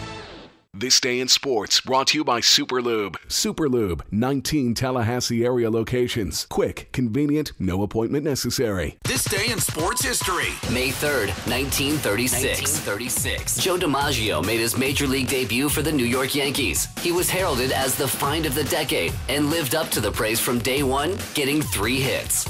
From that point, DiMaggio would have a Hall of Fame career that included a 56-game hit streak. ESPN Radio Sports Center. I'm Doug Brown. When the new football season kicks off in September, the Super Bowl champion Eagles hope to have defensive lineman Timmy Jernigan ready to play. An off-season workout injury led Jernigan to have surgery for a herniated disc in his back. He'll need 4 months to recover. Linebacker Jarrell Freeman is retiring from the NFL, announcing his decision on Twitter. Freeman was cut by the Bears back in February after 2 years with the team. He was suspended 10 games last season for a second PED violation. In the NBA playoffs, the 2 Eastern series take the court today. At 5:30 Eastern on ESPN Radio, we'll have Game 2 for the Cavaliers and Raptors. Cleveland took Game 1. Former NBA coach George Karl says the Raptors should bounce back. I thought it was a really bad start for Toronto, but I still think they're going to figure it out and make it a really good series. They do too many things well. Dwayne Casey, I think, has done a fantastic job of tinkering with his weaknesses every summer. It seems like his teams come back. When his defense was weak, he's made it stronger. When his offense was weak, he's made it more efficient. And I think this is the best team he's ever had up there. George Karl on Freddie and Fitzsimmons on ESPN Radio. Cavaliers and Raptors on ESPN Radio, TV, and the app. In Boston tonight, it'll be Game 2 for the Celtics and 76ers after Boston took Game 1. Jaylen Brown doubtful for the Celtics with a sore right hamstring. Dodgers lefty Hyunjin Ryu will be out until after the All-Star break with a torn left groin muscle. He got hurt against the Diamondbacks last night.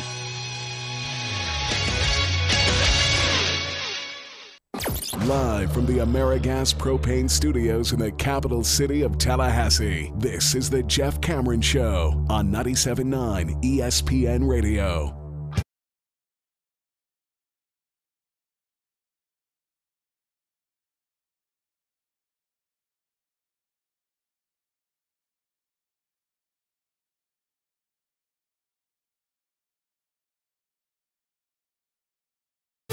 Jeff Cameron Show, 97.9 ESPN Radio. What do we got tonight? What do we have tonight? Do we have Toronto choking again? Is that what's on tonight? It's on next. Well, we have the soccer guys up next, but that game starts at now, right? 6. What the hell are they starting a game for at 6? I don't know. They had pregame coverage start on ESPN Radio at 5:30. Crazy. I was thinking, is it TNT or TBS? Which one is it that does the NBA? TNT. TNT. They must love Charles Barkley. I swear, I never have any idea what it is he said that causes a national story, but he once a week is in the news during the NBA playoffs for having created faux outrage, right? Everybody loves to be angry and everybody loves to pretend to be offended by something all the time. But the reason he's gold, and again, I don't know what he said about Draymond Green. He said he wants to punch him in the face. There's nothing wrong with that. What's anybody upset said somebody about? needs to punch him in the face. I would punch him in the face. So what's the problem with that? Oh, well, I don't know. I mean, because I'm rational. I have no idea. There is no problem with that, right? I mean, he's talking about as a player, when he was a player, if a guy acted like that on the court, he'd punch him in the face, which, fine. So somebody asked Draymond in the postgame about Charles saying, and Draymond said, well, he sees me all the time. He can come punch me in the face. Oh, okay, because you're Draymond's an idiot, being Draymond. Yes. Being a bitch. So here's the whole thing. Like, I never get that, but they ought to know that dude prints money. Because he's not afraid to say that, which is what he should say. He is an analyst. He is a Hall of Famer. He did play in contentious series. He was an enforcer. So he ought to say about what it is that he would do if he had to contend with a player like that, whose antics are what they are. And he's telling you, truthfully, that he'd punch him in the face. Great. That doesn't mean that he's engaging necessarily in machismo. That's the way guys think in the playoffs, the way guys think about competition and about certain players. But anyhow, enough people pretended to be outraged, and including Draymond Green, I guess. But the first thing that happens every morning when we get up to start to read and kind of put together the show and outline things you may or may not want to get into or have opinions on, whatever that might be, It's Charles Barkley. He is always in the headlines. It's nuts. And I've given up. This sounds like it's lazy. I don't mean it to be. I've given up looking into what he said because 99.9% of the time when I have, it's nothing. Yeah. He's not saying anything that is quote-unquote controversial. That's not controversial. That is not controversial. And I'm not saying that as a dig against him. I'm saying the fact that that is considered controversial is ridiculous. That's fake. Right. And they had to have a segment about it for Inside the NBA pregame coverage where Ernie says, but it's largely scripted because one of the bits they had was that Shaq was punching, what do you call these? Not, if you have the big mitts, you're a boxer, right? Yeah. And you're doing the sparring, whatever the those mitts are. Yeah. They just call them mitts? Yeah. All right, very well. So they put Barkley's face on it, and pads, Shaq was hitting him. So that was part of the segment. But Ernie says, you could have said something different, but then they had Kenny had to take over for a second. And Kenny said, if you've been watching the show for any time at all, you know that he says he's going to punch everybody in the face. So I don't know where people are getting mad. But they're not. I don't think. See, that's the thing that bothers me. I don't think anybody's mad. I don't think anybody's mad. There's not. Maybe you got some losers out there that get mad about anything. I mean, apparently on Get Up they were mad. Your job, Jalen Rose. Your job is not to antagonize and become part of the story. You're not antagonizing anybody. You're not antagonizing anybody. That, by the way, there is some analysis involved in that. There is. To talk about your role as a player, what you were at times as both a prolific scorer and enforcer. If Charles Oakley had said it. Right. People say, well, that's what C. Oak would do. You're damn right, because that's what he was there to do. Right. Yeah. But I'm saying there is some analysis to that, right? I mean, this is what Rick Mahorn did. This is what these guys did. Now, Barkley was more skilled than all of those guys I just mentioned as a scorer. And he was small. But small in terms of height. Against Draymond. Right. Draymond's a pretty big dude. Draymond's huge. And if in their prime, you want to get into an argument about who would win the fight, so be it. But that's not even why he said it. Everybody knows that. No, what it is the other media outlets just jumping on the train. Because they don't have anything to talk about. They have to create a story that'll give them a click. So it's Barkley says he wants to punch Draymond Green, and it's out of context, and there's your headline or whatever. So, anyhow, I gave up on that. But I thought immediately, man, they must love him at TNT. I mean, it's instant headlines every day just by merely saying something that he deems to be certainly truthful. And everybody, they know it's going to work, too. They know it's going to work. That's why they don't script that show. Well, I was going to say, here's why it works. It's because nobody told him to say it. And he didn't say it just to get a rise. He said it because he was watching his antics, and he went, I'd punch that guy. Okay. Well, you've seen the long forms on how they do their show. Yeah. They don't talk about what they're going to do on the show. No, I think it's important. I think you can have a general idea where Ernie has to position or pivot to. No, they say this is where you're going to start. Yeah. And then here we go. In 10 minutes, we'll tell you to take a break. And the times where it really works is when Charles and Shaq get mad at each other. Which is often. They did again last night. Did they? Yes. I didn't. What were they mad about last night? Well, because there was a bit they did a week ago, and Charles ran away from something, and he says, "You'll run away from me faster because you want to punch me. Go ahead. You're gonna punch me." And nobody Charles punching Shaq. Yeah, you damn right. I'll punch you. He's like, "Yeah, right. You're not punching me." Well, he's not. He's not punching him. But that said, anyhow, I get to watch Cleveland-Toronto in mere minutes, and I'm excited about that because you know how I feel. Yeah, you're interested. Well, I am. I think it's funny. If they beat Toronto again, I'm going to really crack up because Toronto's going to lose the LeBron's not going to play that badly again. Yeah. So the question is, how about JR and Corver and Green and all those guys? And then tonight, Game 2, Philadelphia-Boston, it'd be pretty important for Philadelphia to bounce back here. I think that's why you got a 6 o'clock tip because you have the two Eastern the same night, which I don't really understand that. But that tip is at 8:30 for Boston and Philadelphia. We got the Braves here tonight? No, they play this afternoon. I had no idea. I just know every time I look up, they're winning. Yes. I'm not sure. Whether they're playing my Mets or not, yes. No, they're just beating everybody. They're a little ahead of schedule. Looks like it was a good call. Good call. Good job, buddy. Good job. Probables. Let's fire it up. Here we go. It's time for, how you say, with the pitching, probables? Yeah, I realized yesterday that, no doubt, you can't do worst 5 every day. Once a week will suffice. Maybe twice. But you can't do worst 5 every day. Yeah. Red Sox, Rangers, David Price, Mike Minor. The Reds are the worst. They are currently, yes. It's beautiful. Twins, White Sox, Jake Odorizzi, Ronaldo Lopez. White Sox are one of the worst. Orioles, Angels, Chris Tillman, Jaime Barria.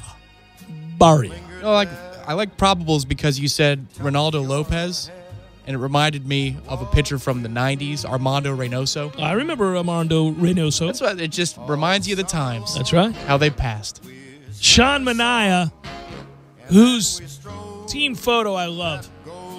There's not a picture that I've seen of a pitcher in these probables that I look at every day that appears to be more aware of how cool it is that he's in the majors and have it expressed on his face in said picture than Sean Manaea for the Oakland A's. It's like, I'm in the majors. The picture screams, I'm in the majors. They're taking a picture of me and I'm in the majors. You need some liners for the radio broadcast? I mean, that guy. I'm your guy. That guy, I'm calling that guy exactly if I run an Oakland radio station that carries the A's. Hey, Sean, will you come in here and talk about the A's? Yeah. I'm on the A's. Are you kidding? I'm in the majors. Me? I play for the A's. I start. I'm in the rotation. This is incredible. That's him. Look at this picture. I'm going to hold it up. Like Sammy Sosa on the bus? Look at that guy. Oh, my God. Look at how happy he is. He's as proud as the 8-year-old who gets the fake trading card. But Bryce got one this year. Oh, he did? Yeah. Look at that. Oh, wow.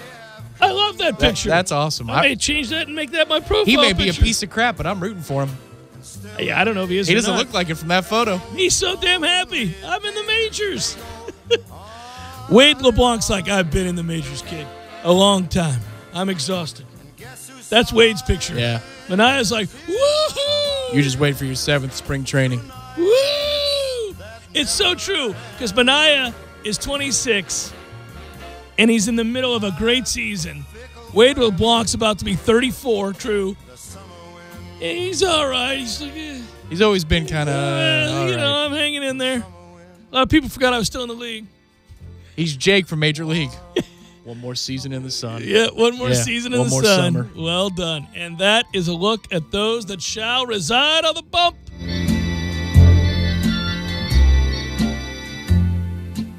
I'm going to get the Sean Manaea. I may take that photo.